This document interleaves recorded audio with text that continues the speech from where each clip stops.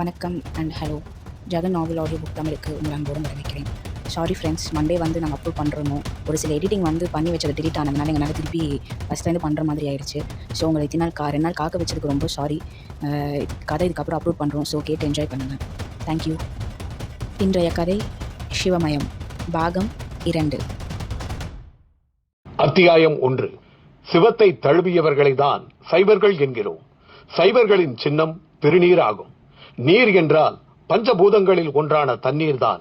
ஆனால் திருநீர் என்றாலோ அது விபூதியை குறிக்கும். விபூதி என்ற சொல்லும் ஒரு காரண பெயர்தான். அதை பிளர்ந்து பார்த்தாலே பொருள் விளங்கிவிடும். நமது உடலானது பஞ்சபூதங்களால் ஆனது. சுருக்கமாக பூதி என்பர். இந்த பூதியில் திருநீரும் சேர்ந்திடும் போது பூதி விபூதியாகிறது, அதாவது விருத்திக்குரிய பூதியாகிறது. விபூதிக்கு மேலும் பல பொருள்களும் உண்டு. விபூதி மாத்திரமல்ல, அனுபூதி என்றும் பூதியோடு தொடர்புடைய சொற்கள் உண்டு. சரி, விபூதியாகும் திருநீரு ஒரு சாம்பல் வடிவம். அது எப்படி நீராக கருதப்படும் என்கிற கேள்வி எழுகிறதல்லவா? உண்மையில் விபூதியாகிற திருநீற்றை நமக்கு தருவது பசும் சாணம்தான். இந்த சாணம் பசுவின் உடம்பில் வாழ்ந்திடும் 30 முக்கோடி தேவர்களையும் தழுவி அவர்களுக்கு ஜீவ துடிப்பை வழங்கிவிட்டு வருவதாகும். இதனை பசுவின் கோமியமாகிய மூத்திரத்துடன் கலந்து பின் காய வைத்து நெருப்பில் இட்டு சாம்பலாக்கி பெற்றிடும் போது வெண்ணிற பஸ்பமாக இது கிட்டுகிறது. இப்படி சாணமும் கோமியமும் கலந்து பெறப்படுவதனால் திருநீர் ஆகிறது. திருநீற்றை அணிபவர்கள் சைவர்கள். சிவார்த்தியர்கள் மாத்திரமல்ல, பசுவின் ஸ்பரிசம் பெற்றவர்களும் கூட உலகில் வாழ தேவையான செல்வத்தை அவர்கள் அதன் மூலம் அடைகிறார்கள். ஆம், பசுவிடம்தானே லட்சுமி இருக்கிறாள். அந்த குகை பகுதியில் பாறை மேல் கடந்த கண்ணனின் சடலம் பாண்டியனை கிள்ளியது. அருகில் தீப்பந்தங்களின் வெளிச்சம். எல்லாவற்றுக்கும் மேலாக கண்ணன் உடம்பை காவல் காக்கும் பாம்பை பார்க்கவும் பாண்டியனிடம் மேலும் வியப்பு. அந்த தருணத்தில் அங்கே சொர்ணசித்தரும் வந்து சேர்ந்தார். சொர்ணசித்தரின் முகத்தில் ஒரு தனி தேஜஸ். தலைமுடியிலும் தாடியிலும் அப்படி ஒரு வெண்மை. பாண்டியன் தன்னை மறந்து அவரை பார்த்து கைகளை கூப்பினான். அவரும் ஒருவித மந்தகாச புன்னகையுடன் ஆசீர்வாதம் செய்தார். சாமி, நீங்களா? பாண்டியனிடம் கேள்விகளின் ஆரம்பம். பார்த்தா தெரியல, இது சிவன்மலை. நாங்க இங்க சித்தம் மயங்கி கிடக்கிற சித்தர்கள். இல்ல, நான் ஒரு ஃபாரஸ்டரை இங்க ஒரு சித்தரா பாப்பேன்னு துளி கூட எதிர்பார்க்கவே இல்லை. எதிர்பார்ப்பதும் பாராததும் சேர்ந்து கலந்து நடப்பதுதானப்பா மனித வாழ்க்கை. உங்களை தேடித்தான் இந்த மலைக்கு வந்தோம். குரங்கு சித்தர் தான் எங்களை இங்க அனுப்பியவர். சாமி, உங்க மகன் பாலுவும் இப்ப என் கூட வந்திருக்கான்.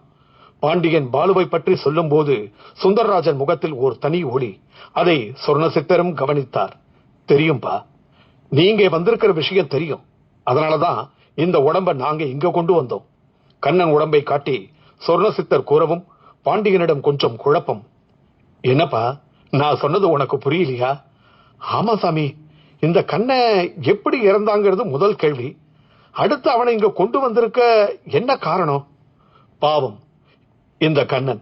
இவன் தீவினை இவனை ஒரு தப்பான கூட்டத்தால் கொல்லப்பட வைத்தது. அவங்கதான் இவன் உடம்பை தூக்குல தொங்க விட்டவங்களும் கூட. தப்பான கூட்டமா? இந்த காட்டுக்குள்ளையா? நீங்க இருக்கிற இந்த காட்டுக்குள்ளையா? ஒரே சமயத்தில் இப்படி பல கேள்விகளை கேட்கிறேயே. உன் துடிப்பை நான் பாராட்டுகிறேன். நான் சொல்றத கொஞ்சம் பொறுமையா கேள். இந்த உலக நாயகனான அந்த ஆதி சிவனுக்கே அவன் மாமனான தட்சன் முதல்ல எதிரியாதான் இருந்தான். பிறகுதான் அவன் திருந்தினான். ஆக பரம்பொருளுக்கே ஓர் எதிர்ப்பு பல காரணங்களுக்காக உருவாகி இருக்கும் போது இந்த காட்டுல எங்களை சுத்தி சில தப்பானவர்கள் இருக்கக்கூடாதா என்ன? அவங்க நோக்கம் எவ்வளவோ இருக்கும். பிரதான நோக்கம் பேராசைக்கு வழிவகுக்கிற ரசபாத ரகசியத்தை தெரிஞ்சுக்கிறதும் சில சிரஞ்சீவி மூலிகை ரகசியங்களை தெரிஞ்சுக்கிறதும் தான். இது போதும் சாமி, நான் புரிஞ்சுக்கிட்டேன். சரி சாமி, அவங்களால கொல்லப்பட்ட இந்த கண்ணன் உடம்பு எப்படி இங்க இந்த இடத்துல? இத நாங்க தான் இங்க கொண்டு வந்தோம். இவ்வளவு நாட்கள்ல அந்த தப்பானவர்களை பத்தி நாங்க எதையும் சிந்திக்கல. ஆனா சுந்தரராஜனுக்கு உதவி செய்யவும் அவர்களுக்கு ஒரு பதிலடி கொடுக்கவும் தான் இப்படி செஞ்சிருக்கோம். இவருக்கு உதவி செய்யன்னா எனக்கு புரியலையே. சுருக்கமா சொல்றேன். சுந்தரராஜன் முதல்ல ஒரு குடும்பஸ்தன், பிறகு ஒரு கடமை உணர்ச்சி கொண்ட அதிகாரி. ஆனா இப்போ இவன் முழு சித்தன். இவன் செய்த ஒரு தப்பு தான் இவனை சித்தனா மாத்தி இருக்கு. நாகமாணிக்கத்தை தன் வசம் கொண்டிருக்கும் ஒரு இச்சாதாரி நாகத்தை சுட்டு கொன்றதும் அந்த நாகமாணிக்கத்தை அடைஞ்சதும் தான் இவன் செஞ்ச தப்பு. இதனால இறந்து போன பெண் இச்சாதாரியான நாகத்தோட ஆண் துணை இவனை பழிவாங்க அலைஞ்சது. இந்த நிலையில நாகமாணிக்கத்தோட சுந்தரராஜன் எங்களை சரணடைஞ்சாரு. நாகமாணிக்கம் இருக்கிற வரை சுந்தரராஜனுக்கு நிறையவே அதிர்ஷ்டம் உண்டு. அதான் இவனை எங்க கிட்ட சேர்த்தது. அடுத்து இந்த காட்டுல இந்த ஆண் நாகத்தால சுந்தரராஜனை எதுவும் செய்ய முடியாது. அதனால நெருங்க முடியாத பகுதியில சுந்தரராஜனும் தவத்துல உட்கார்ந்துட்டதுதான் ஒரு காரணம். அதே சமயம் சுந்தரராஜன் குடும்பம் சென்னையில தவிக்குங்கிறதும் தெரிஞ்ச விஷயம் தானே. தவிப்பா சாமி? ஒரு பொண்ணுக்கு 3 பெண்கள் சாமி. பாலு ஒருத்தன் வருமானத்துல தான் குடும்பமே நடக்குது. இதுல மூத்தவளுக்கு காக்கா அழிப்பு வேற. இதனால நிச்சயமான கல்யாணம் கூட நின்னு போச்சுன்னா பாத்துக்குங்களேன். இனி எல்லாமே சரியாகும். அதுக்கான நேரம் வந்தாச்சு. சுந்தரராஜன் உன் கூட பட்டணத்துக்கு வரப்போறாரு. அப்படியா? ரொம்ப சந்தோஷம். ஆனா என்ன ஆனா? இந்த இச்சாதாரி பழி வாங்கணும்னு சொன்னீங்களே. ஆமா, அதால பழி வாங்க முடியாதபடி சித்த சாகசங்களுக்கே உரிய கூடு விட்டு கூடு தாவிதான் சுந்தரராஜன் பட்டணம் வரப்போறான். அங்க வந்து மக கல்யாணத்தை மட்டுமில்ல, அவனால பல நல்ல காரியங்கள் பட்டணத்துல நடக்க இருக்கு. கேட்கவே சந்தோஷமா இருக்கு சாமி. கூடு விட்டு கூடு மாறுறது பத்தி நான் கதைகள்ல படிச்சிருக்கேன். நிஜத்துல அது சாத்தியமா சாமி? இப்படி கேள்வி கேட்கறதா எப்பவும் மனித இனத்தோட வழக்கமா இருக்கு. ஒரு உண்மையை தெரிஞ்சுக்கோ. உலகத்திலேயே மனசுன்னு கொண்ட ஒரே உயிரினம் மனித இனம் மட்டும்தான். மனித உடம்பு பஞ்சபூதங்களால ஆனது, மனசோ சப்த அலைகளால் ஆனது. உடம்புல இருப்பது ஒருவித சக்தின்னா மனசுலயும் அதே மாதிரி பலவித சக்திகள் இருக்கு. மனோசக்தியால ஒரு மலையை குண்டு வச்சு மாதிரி தவிடு பொடியாக்கலாம். எண்ணங்களுக்கு, அதாவது எண்ணமாகிய சப்தத்துக்கு அப்படி ஒரு சக்தி உண்டு. உதாரணமா இசை பாடி கிரௌஞ்சமலையே உருக வச்ச அகத்தியரோட வீணை வாசிப்ப சொல்லலாம். வீணை இசை ஒரு சப்தம் தானே. அது எவ்வளவு விசை கொண்டிருந்தா அந்த மலை உருகுங்கிறத எண்ணிப்பாரு. ஆமா சாமி, நானும் படிச்சிருக்கேன். சப்தத்துக்கு சக்தி இருக்கிறத நானே என் அனுபவத்துல பாத்திருக்கேன். ஒரு குண்டு வெடிப்பு சப்தத்தை கேட்ட பலருக்கு காது செவிடா இருக்கு. கண்ணாடி பெட்டிக்குள்ள ஒரு ஸ்பீக்கரை வச்சு அதிக சவுண்டோட பாட்டை ஒளிபரப்பினப்போ அந்த ஸ்பீக்கர் இருந்த கண்ணாடி பெட்டி அதிர்வு தாங்காம உடைஞ்சு தூள் தூளாகி இருக்கு. கண்ணுக்கு தெரியாத சப்த அலைகளுக்கு சக்தி இருக்குங்கிறதுக்கு இதெல்லாம் சான்றுகள். அப்போ நான் ரொம்ப விளக்க வேண்டிய அவசியம் இல்லாத ஒரு இடத்திலேயே இருக்க. ரொம்ப சந்தோஷம். அப்படி நீ ஒப்புக்கொண்ட மனோசக்தியால ஒரு மனிதன் அவன் எதையெல்லாம் அடைய விரும்புறானோ அதையெல்லாம் அடைய முடியும். அதிகபட்சம் அவன் சிவமாக கூட முடியும். போதுமா? சொர்ண சித்தர் சொன்ன அந்த உச்சபட்ச உதாரணம் பாண்டியனை அதற்கு மேல் எதுவும் கேள்வி கேட்க விடவில்லை. இருந்தும் சொர்ண சித்தர் கூடு விட்டு கூடு மாறுவது பற்றி அவன் கேட்காமலேயே கூறத் தொடங்கினார். அதற்கு தோதாக சுந்தரராஜனும் கண்ணனின் உடல் அருகே தன் உடம்பை கிடத்தினார். அப்படியே கண்களை மூடி சுவாசிப்பதில் ஒரு நிதானத்துக்கும் கட்டுப்பாட்டுக்கும் வந்தார். பின்னர் மெல்ல மூச்சை அடக்கி நிறுத்தினார். சொர்ண சித்தர் அதற்கு விளக்கம் கூற தொடங்கினார். ஒரு சித்த யோகிக்கு இந்த உலகத்துல பிரதானமான முதல் விஷயம் காற்றுதான். மனிதனுக்கும் பிரபஞ்சத்துக்குமான தொடர்பு காற்றால தான் நடக்குது. ஒரு மனித உடம்புக்குள்ள ரத்தத்துக்குள்ளேயும் புகுந்து சதா பயணிக்கிற ஒரே விஷயம் பிராணவாயுங்கிற காற்றுதான். எல்லாரும் சுவாசிக்கிற விஷயத்த அவங்க செய்யறதா சொல்லுவாங்க. உண்மை அது கிடையாது. சுவாசம் என்பது யாரும் சொல்லித்தராம வயிற்றுல தாயாலையும் பின் தன்னாலையும் நடைபெறும் ஒரு நிகழ்வு. மனம் கொண்ட மனிதன் மனதால் உலகை புரிந்து கொண்டு மனோசக்தி அடையும் போது இந்த சுவாசிப்புல சில கட்டுப்பாடுகளை கொண்டு வந்து மூச்சை அடக்குவது, வடகலையாக சுவாசிப்பது, இடகலையாக சுவாசிப்பது, சுவாசிக்காமலே இதயத்துல நிரப்பண காத்த மட்டுமே உடம்பு முழுக்க திரும்ப திரும்ப போய் வரும்படி செய்யறதுன்னு பலவித பயிற்சிகளை அவன் செய்ய கத்துக்கிறான். ஆக ஒரு மனிதன் சுவாசிப்பது விஷயம் அல்ல, சுவாசிக்காததுதான் விஷயம். அடுத்த சில பயிற்சிகளோட சுவாசிப்பது. அந்த பயிற்சிகளை கத்துக்கிறதுக்கு முந்தி காற்றை பற்றின ஒரு முழுமையான தெளிவு மனித மனத்திற்கு வேண்டும். காற்றுக்குள்ள பல அம்சங்கள் இருக்கு. காற்று பொதுவா ஒன்றா இருந்தாலும் உடம்புக்குள்ள அது பல இடங்கள்ல பல விதங்கள்ல நிரம்பி இருக்கு. அதுக்கு தசவாயுக்கள்னு பேரு. அந்த 10 வித வாயுக்களும் 10 பேர் உண்டு. கூர்மன், நாகன், தனஞ்சயன்னு இந்த மாதிரி 10 பேர் கொண்ட வாயுக்கள்ல எந்த வாயு உடம்புல எந்த பாகத்துல இருக்கு, மூக்கு வழியா உள்ள புகுந்த காற்று எப்படி அந்த பாகம் வரை போச்சுங்கிறதெல்லாம் கேள்வியாலும் அனுபவத்தாலும் உணர வேண்டிய விஷயங்கள். இப்படி வாயுக்கள் பற்றி அறியும் போதே உடம்பை பற்றியும் தெரிய வரும். உடம்புல ஒவ்வொரு உறுப்புக்கும் ஒரு பேர் உண்டு. இது புறத்துல மட்டுமில்ல, அகத்திலையும் தான். அகத்துல அறிய புகுந்தா அதுக்கு ஒரு அளவு கிடையாது. சுருக்கமா சொல்ல போனா நம்ம உடம்பே ஒரு தொழிற்சாலை. இந்த தொழிற்சாலைக்குள்ள என்னென்னவோ இருக்கு. அவைகளை விளங்கிக்க தன்னை உணரும் தன்னுள் மூழ்கும் யோக பயிற்சியும் தியான பயிற்சி மிக முக்கியம். இது எதுவுமே தெரியாம பிறந்துட்டதால வளர்ந்துகிட்டு மட்டுமே இருக்கிற உனக்கு இப்ப இங்க நடக்க போற விஷயம் ஒரு கண்கட்டு மாதிரி தெரியும், மாயாஜால மாதிரியும் தான் தெரியும். இருந்தாலும் இப்ப இதை நீ பார்த்து தெரிஞ்சுக்கோ. பிறகு ஒரு நாள் இது என்னன்னு உனக்கே புரியும். சொர்ண சித்தர் ஒரு நீண்ட விளக்கம் கொடுத்து முடித்தார். பாண்டியனுக்கு அவர் கொடுத்த முன்னோட்டமே ஆழ்ந்த பொருள் கொண்டது போலதான் இருந்தது. அடுத்து கண்ணன் உடல் அருகில் ஒரு கட்டை போல தன் உடலை கிடத்து இருக்கும் சுந்தரராஜன் மெல்ல தன் மூச்சை கட்டி உயிர் காற்றை தன்னுள் இருந்து விடுவித்து அது புறக்காற்றில் கரைந்தும் கலந்து விடாதபடி ஒருவித ஒளிவட்டத்தோடு கண்ணனின் மூக்கு வழியாக உள்புக ஆரம்பித்தார். சில நொடிகளில் கண்ணனின் உடம்பில் அசைவு. பாண்டியனுக்கு அந்த காட்சி ஒரு நம்ப முடியாத காட்சி மட்டுமல்ல, கண்கொள்ளா காட்சியாகவும் இருந்தது. இந்த உலகில் எத்தனையோ ஆயிரம் விஞ்ஞானிகள் தோன்றிவிட்டார்கள், தோன்றிக் கொண்டும் இருக்கிறார்கள். ஆனால் யாராலும் இறந்தவனை மட்டும் உயிர்ப்பிக்க முடியவில்லை. அதில் ஓர் அணுத்துகள் கூட வெற்றியை விஞ்ஞான உலகம் பெற்றதில்லை. அப்படி ஓர் அசாத்தியமான அபூர்வ விஷயம் பாண்டியனின் கண்முன்னே அரங்கேறி முடிந்தது. கண்ணனின் உடம்புக்குள் சுந்தரராஜனின் ஆத்மா உயிர் புகுந்து எழுந்து நின்றது. கண்ணன் திரும்ப உயிருடன் வருவான் என்று பொன்னி சொன்னதன் உட்பொருளும் அப்பொழுதே பாண்டியனுக்கு புரிந்துவிட்டது. அதுவரை கண்ணன் உடல் மேல் காவல் காத்து வந்த நாகம் சுந்தரராஜனின் உயிரில்லாத உடம்பின் மார்பு மேல் ஏறி படம் விரித்தபடி அமர்ந்து கொண்டது. சொர்ண சித்தர் பிரமிப்பில் இருக்கும் பாண்டியனை பார்த்தார். சாமி, இதுக்கு பேர் தான் கூடு விட்டு கூடு பாயிருதுங்கிறதா? ஆமா பாண்டியா, சித்த சாகசங்கள்ல இது ஒரு பிரதான வித்தை.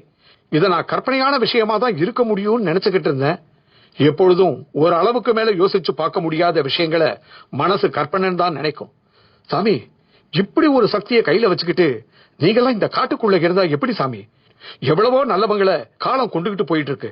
அப்ப நீங்க அவங்க உடம்புக்குள்ள புகுந்து எழுந்து வந்து தீய சக்திகளுக்கு ஒரு எச்சரிக்கையா இருக்கலாம் இல்லையா? சொர்ண சித்தர் பாண்டியனின் கருத்தை கேட்டு சிரித்தார். பின், அப்பனே, உனக்கு எப்பவும் ஒரு பக்கம்தான் தெரியும். ஆனால் சித்தன்கிறவன் பல பக்கங்களை அறிந்தவன். நீ நினைக்கிற மாதிரி எல்லாம் செயல்பட முடியாது, செயல்படவும் கூடாது. இப்ப அதை பத்தி எல்லாம் பேச அவகாசம் கிடையாது. இந்த நொடி இதோ கண்ணன் வடிவத்தல சுந்தரராஜன் இவன் உங்க கூட பட்டணத்துக்கு வருவான். அங்க இவனால முடிய வேண்டிய குடும்ப கடமைகள் பூர்த்தியாகும். ஒரு தகப்பனா தான் குடும்பத்துக்கு செய்ய வேண்டிய கடமைய சுந்தரராஜன் செஞ்சு முடிச்சிட்டு அதன் பின் முழு நேர சித்த யோகியா வாழ விரும்புறான். இந்த கடமைகளை செய்யாம விட்டா இது கடனா தங்கி அடுத்த பிறப்பிலையும் தொடரும். அதனாலதான் கடமைகளை, அதுலயும் கர்ம கடமைகளை நாங்க பாக்கி வைக்க விரும்புறதில்ல. அடுத்து கண்ணனின் தாயான கனகவல்லி ஒரு சித்த பக்தை. தினமும் தன் பூஜையின் போது 18 விளக்குகளை ஏற்றி அவைகளையே 18 சித்தர்களாக கருதி வழிபட்டுக்கிட்டு வர்ற ஒரு பக்தை. அந்த பக்தை தன் மரண பரிந்தியம் மகன் இழப்பை உணரக்கூடாதுங்கிறது அவங்க விதி. மகன் கையாள கொள்ளிங்கிறது அவங்களுக்கு இருக்கு. எனவே ஒரு கல்லுல 2 மாங்காயா இந்த கண்ணன் வடிவ சுந்தரராஜன் ஒரு பக்கம் தன் குடும்ப கடமைகளை ஈடேற்றியும் மறுபக்கம் அவன் குடும்பத்துக்கு பிள்ளையாகவும் இருப்பதற்காக இப்ப உன் கூட பட்டணம் வரப்போறான். இது சித்த ரகசியம். இந்த ரகசியம் உனக்கே இந்த காட்டை விட்டு வெளியேறின மறுநொடி மறந்து போயிடும். திரும்ப இந்த காட்டுக்குள்ள கால் வைக்கும் போதுதான் ஞாபகத்துக்கு வரும். தற்காலிகமா பட்டணத்து கடமைகளை முடிக்கிறதுக்காக நீங்க புறப்படுங்க. அங்க உங்களுக்கு சுணக்கம் ஏற்படும் போது குரங்கு சித்தன் வழிகாட்டுவான். சொர்ண சித்தர் கூறி முடித்தார். சாமி, பட்டணத்து கடமைகள்னு சொன்னீங்க, ரொம்ப சந்தோஷம். இவர் இப்ப பட்டணம் வரும்போது அந்த இச்சாதாரி எதுவும் செய்யாதா? அதால இவனுக்கு எதுவும் செய்ய முடியாது. குறிப்பா இவன் வசம் உள்ள நாகரத்ன கல்ல சுந்தரராஜன் மனைவி பூஜையில வச்சு 48 நாள் விரதம் இருந்து பூஜிக்கணும். அந்த பூஜை ஒரு நாள் கூட தடபடக்கூடாது. எப்பவும் பூஜை குங்குமம் அவள் நெற்றியில் இருக்கணும்.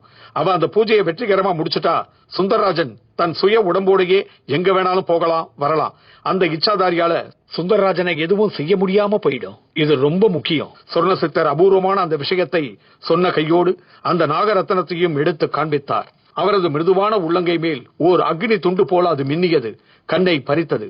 நாகரத்னம்ங்கிறது விஞ்ஞானத்துக்கு அப்பாற்பட்டது. இது அவ்வளவும் விஷம். விஷத்துக்கு இன்னொரு பேர் இருட்டு. அதாவது யார் விஷம் சாப்பிட்டாலும் அவர்கள் செயலிழந்து உயிர் பிரிஞ்சு இருட்டுல விழுந்துருவாங்க. அதனாலதான் விஷத்தை இருளோட தொடர்பு படுத்தி சொன்னேன். அப்படிப்பட்ட விஷம் ஒரு திட வடிவமாக மாறி அதுக்குள்ள ஒளி புகும்போது அது அமிர்தமாகிறது. நாகரத்னமும் ஓர் அமிர்தம் தான். இது இருக்கிற வீட்டுல நல்ல விஷயங்கள் கூடி வரும். நல்லதே அந்த குடும்பத்துல நடக்கும். இனி சுந்தரராஜன் குடும்பம் இந்த கல்லால அந்த சந்தோஷங்களை அனுபவிக்க போகுது. ஆனா ஒரு விஷயம் மட்டும் கவனம். இதை எக்காரணம் கொண்டும் தப்பானவர்கள் கையில கிடைக்கும்படி செய்திடக்கூடாது. அப்படி செஞ்சுட்டா அதன் பின்விளைவுகள் ரொம்ப விபரீதமா இருக்கும். சொர்ண சித்தர் எச்சரிக்கையும் செய்துவிட்டு நாகரத்னத்தை கண்ணன் வடிவில் இருக்கும் சுந்தரராஜனிடம் தந்தார். அவரும் வாங்கி கண்ணில் ஒற்றிக்கொண்டு பின் பத்திரமாக இடுப்பில் கட்டி கொண்டார். சரி, நீங்க புறப்படலாம். கண்ணனா சுந்தரராஜன் நடமாடுறத பாக்குறப்போ ஒவ்வொருத்தருமே வியப்போட உச்சிக்கு போவாங்க. குறிப்பா கண்ணனோட விதியை முடிச்சு வச்ச அந்த தப்பான கூட்டத்துக்கும் கண்ணனின் நடமாட்டம் ஓர் சம்மட்டி அடி. அவர்களும் பதிலுக்கு ஏதாவது செய்ய நினைக்கலாம். சொர்ணசித்தர் கண்ணனின் நடமாட்டம் ஏற்படுத்த போகும் சில விபரீதங்களையும் கோடு காட்டிவிட்டு, இனிதான் ரசமான சித்த சாகசங்கள் வரிசையாக நடக்க இருக்கு. மாயையோட சித்தர்கள் நடத்த போற இந்த போர் இந்த உலகத்துக்கு ஒரு வழிகாட்டியா கூட அமையலாம் என்றார். பாண்டியன் அதை கேட்டு நெகிழ்ந்து போனார். அந்த போராட்டத்தில் அவர்கள் தன்னையும் ஒரு கருவியாக தேர்ந்தெடுத்த சந்தோஷம் அவர் முகத்தில் மின்னியது. அத்தியாயம் 2. சிவனுக்குரிய சின்னங்களில் ருத்ராட்சத்துக்கு ஒரு தனி தன்மை உண்டு. அக்ஷம் என்றால் கண்கள் என்று ஒரு பொருள் உண்டு. உறுப்புகளில் கண்கள் தலையானது. ஒரு மனிதர் உயரமாக இருப்பார், குட்டையாக இருப்பார், குண்டாக இருப்பார், ஒல்லியாக இருப்பார், கருப்பாக இருப்பார், சிவப்பாக இருப்பார். அவர்கள் உடம்பு எனும் பஞ்சபூத அம்சங்கள் ஆளுக்கு ஆள் வேறுபடும். ஆனால் பெரும்பாலும் கண்கள் மட்டும் எவருக்கும் மாறுபடாது.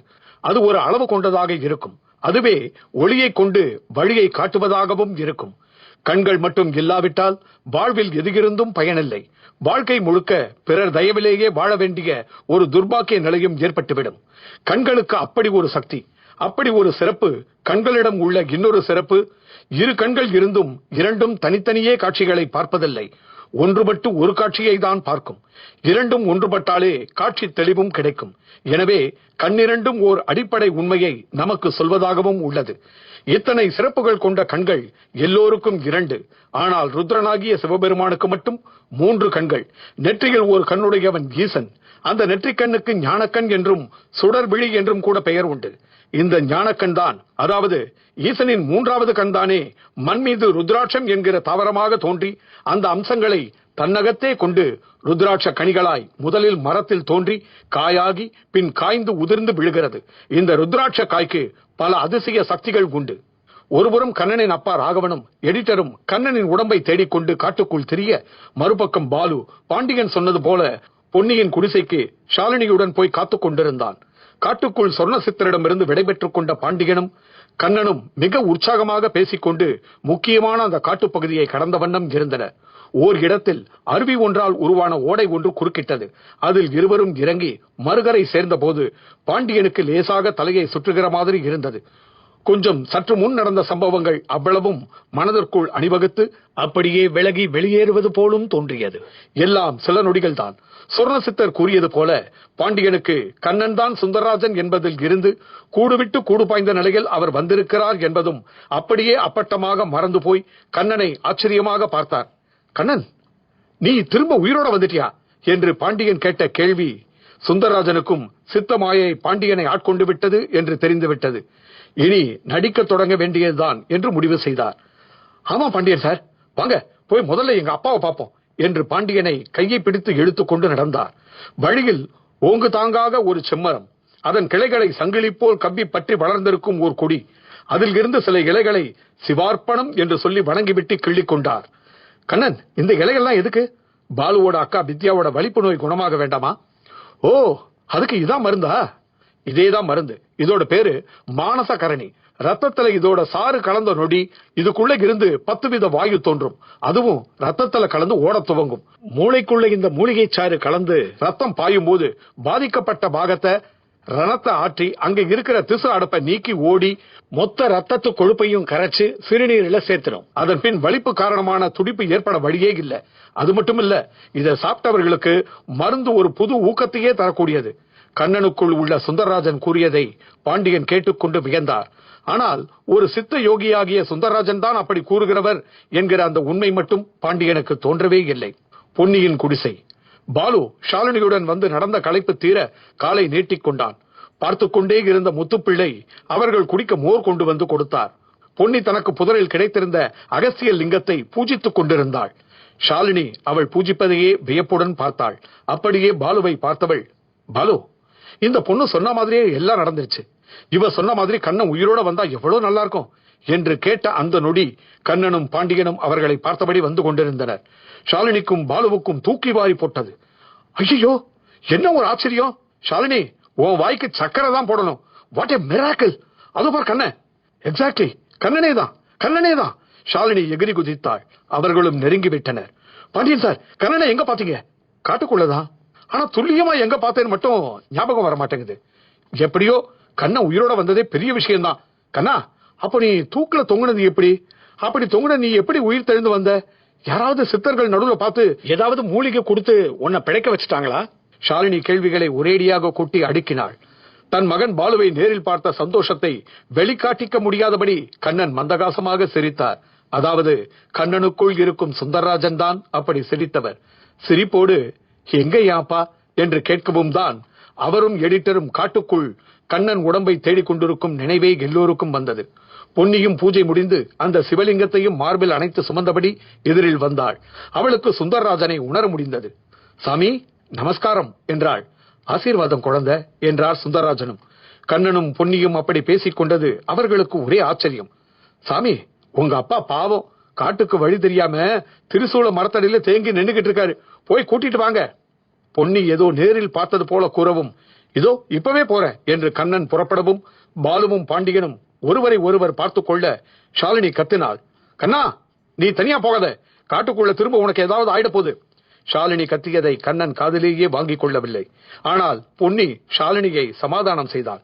ஷாலினிக்கா பயப்படாதீங்க, கண்ணன் இப்ப பழைய கண்ணன் கிடையாது, செத்து பிழைச்சதால சிரஞ்சீவி.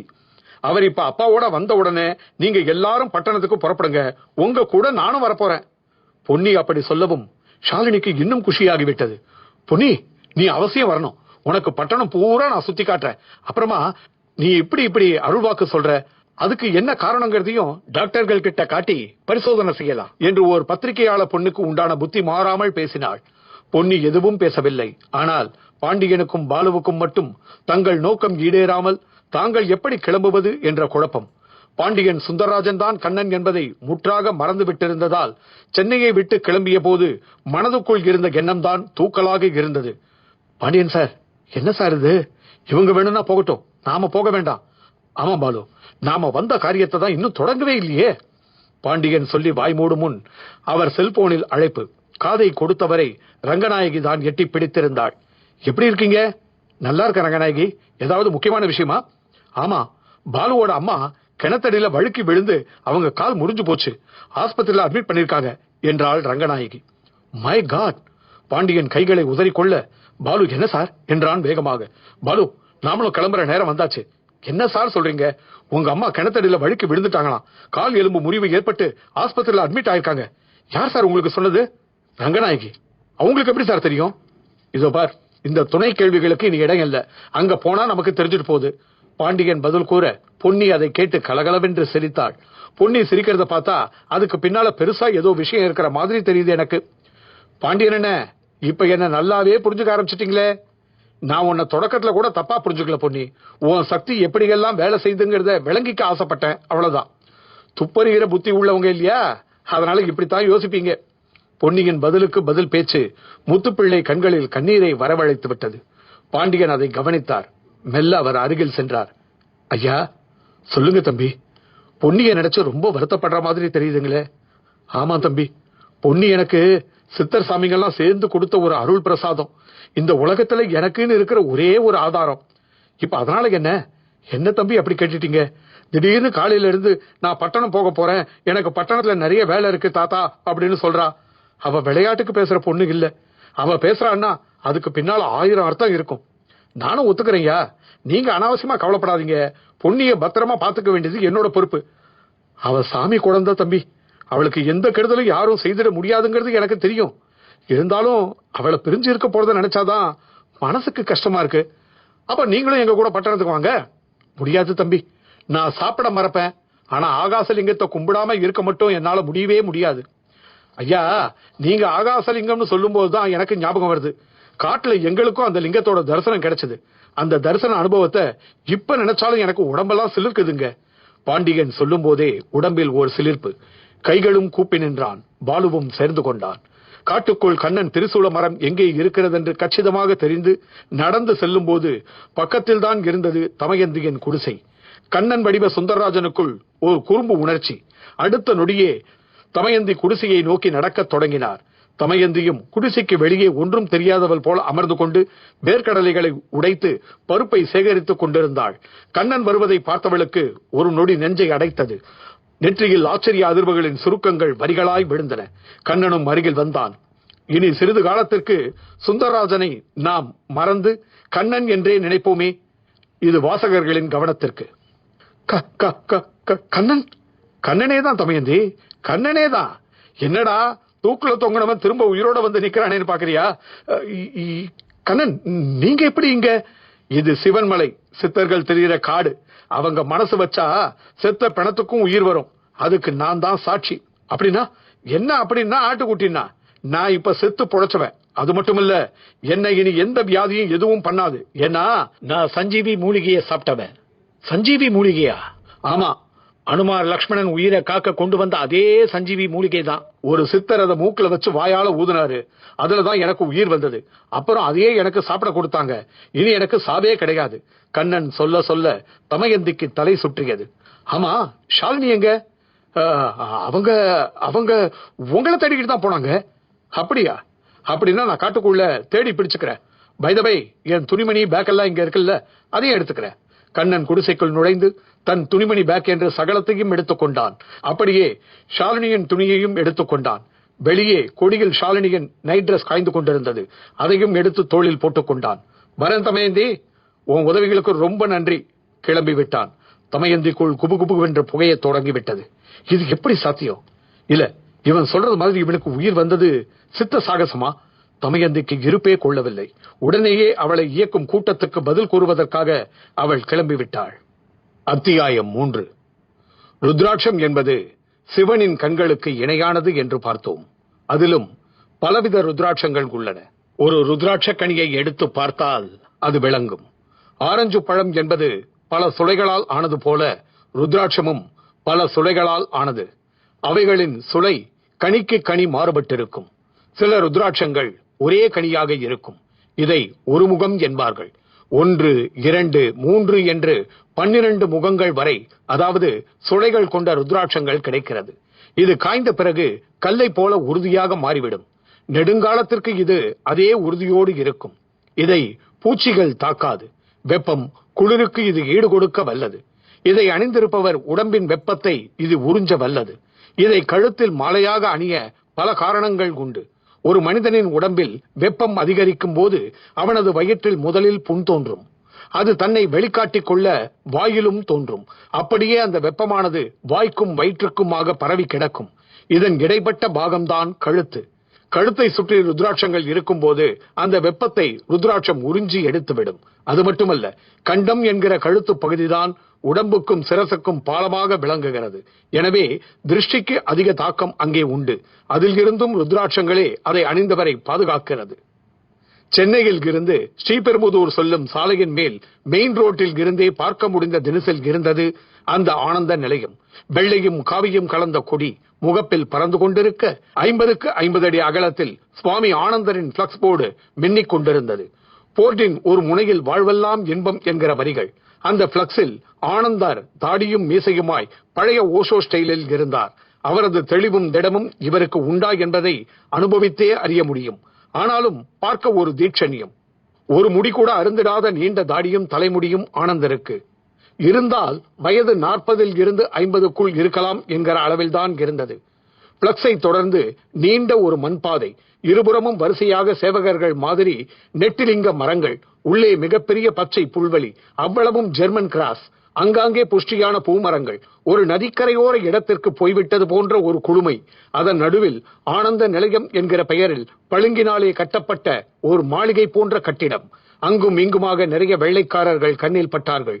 சிலர் மரத்தடிகளில் அமர்ந்து கண்ணை மூடி தியானம் செய்து கொண்டிருந்தனர். அவ்வளவு பேரும் பத்மாசனத்தில் அமர்ந்திருந்தனர். உடல் ஊனமுற்றவர்களை அழைத்து செல்ல தோதாக சக்கர நாற்காலிகள் ஆங்காங்கே தெரிந்தன. எப்படி பார்த்தாலும் அந்த இடத்தை மனித உழைப்பு ஓர் மலைத்தளம் போல மாற்றிவிட்டிருந்ததை உணர முடிந்தது. பளிங்கு கட்டிடத்திற்கு பக்கத்தில் மூங்கில் மரங்களை சீராக வெட்டி அதை கொண்டு வேயப்பட்ட ஒரு குடிசை, அதை சுற்றி படப்பு வேலி. அந்த குடிசைதான் ஆனந்தர் ஓய்வெடுக்கும் இடம். அந்த குடிசை முன் ஓர் கருப்பு நிற பென்ஸ் கார் நின்று கொண்டிருந்தது. அந்த காரின் முகப்பிலும் காவியும் வெண்மையும் கலந்த ஆனந்த நிலைய கொடி. முகப்பில் சில வெள்ளைக்காரர்கள் ஆனந்தரை தரிசிப்பதற்காக அங்கு போடப்பட்டிருந்த நீண்ட நிலைக்கல் சாய்வு நாற்காலிகளில் அமர்ந்திருந்தனர். எங்கும் துளி சப்தம் இல்லை. மரங்களில் சில இடங்களில் பட்சிகள் மட்டும் கீச்சு வீச்சு என்று கத்திக் கொண்டிருந்தன. மொத்தத்தில் ரம்யமாக இருந்தது. சில பத்திரிகையாளர்களும் வந்திருந்தனர். அவர்கள் கழுத்தில் டிஜிட்டல் கேமராக்கள், கைகளில் டேப் ரெக்கார்டர். அவர்கள் ஆனந்தரின் அழைப்புக்காக காத்திருக்கின்ற மாதிரிதான் இருந்தது. அதே போலவே ஒரு வெண்ணிற பைஜாமா குர்தா அணிந்த ஒருவர் பத்திரிகையாளர்களை அழைத்தார். அவர்களும் அந்த மூங்கில் குடிசைக்குள் நுழைந்தனர். உள்ளே சொர்க்கலோகம் போல் வெண்ணிற படுதா கட்டப்பட்டு 1000 வாட்ஸ் போக்கஸ் பல்ப் ஒளிவிட்டுக் கொண்டிருந்தது.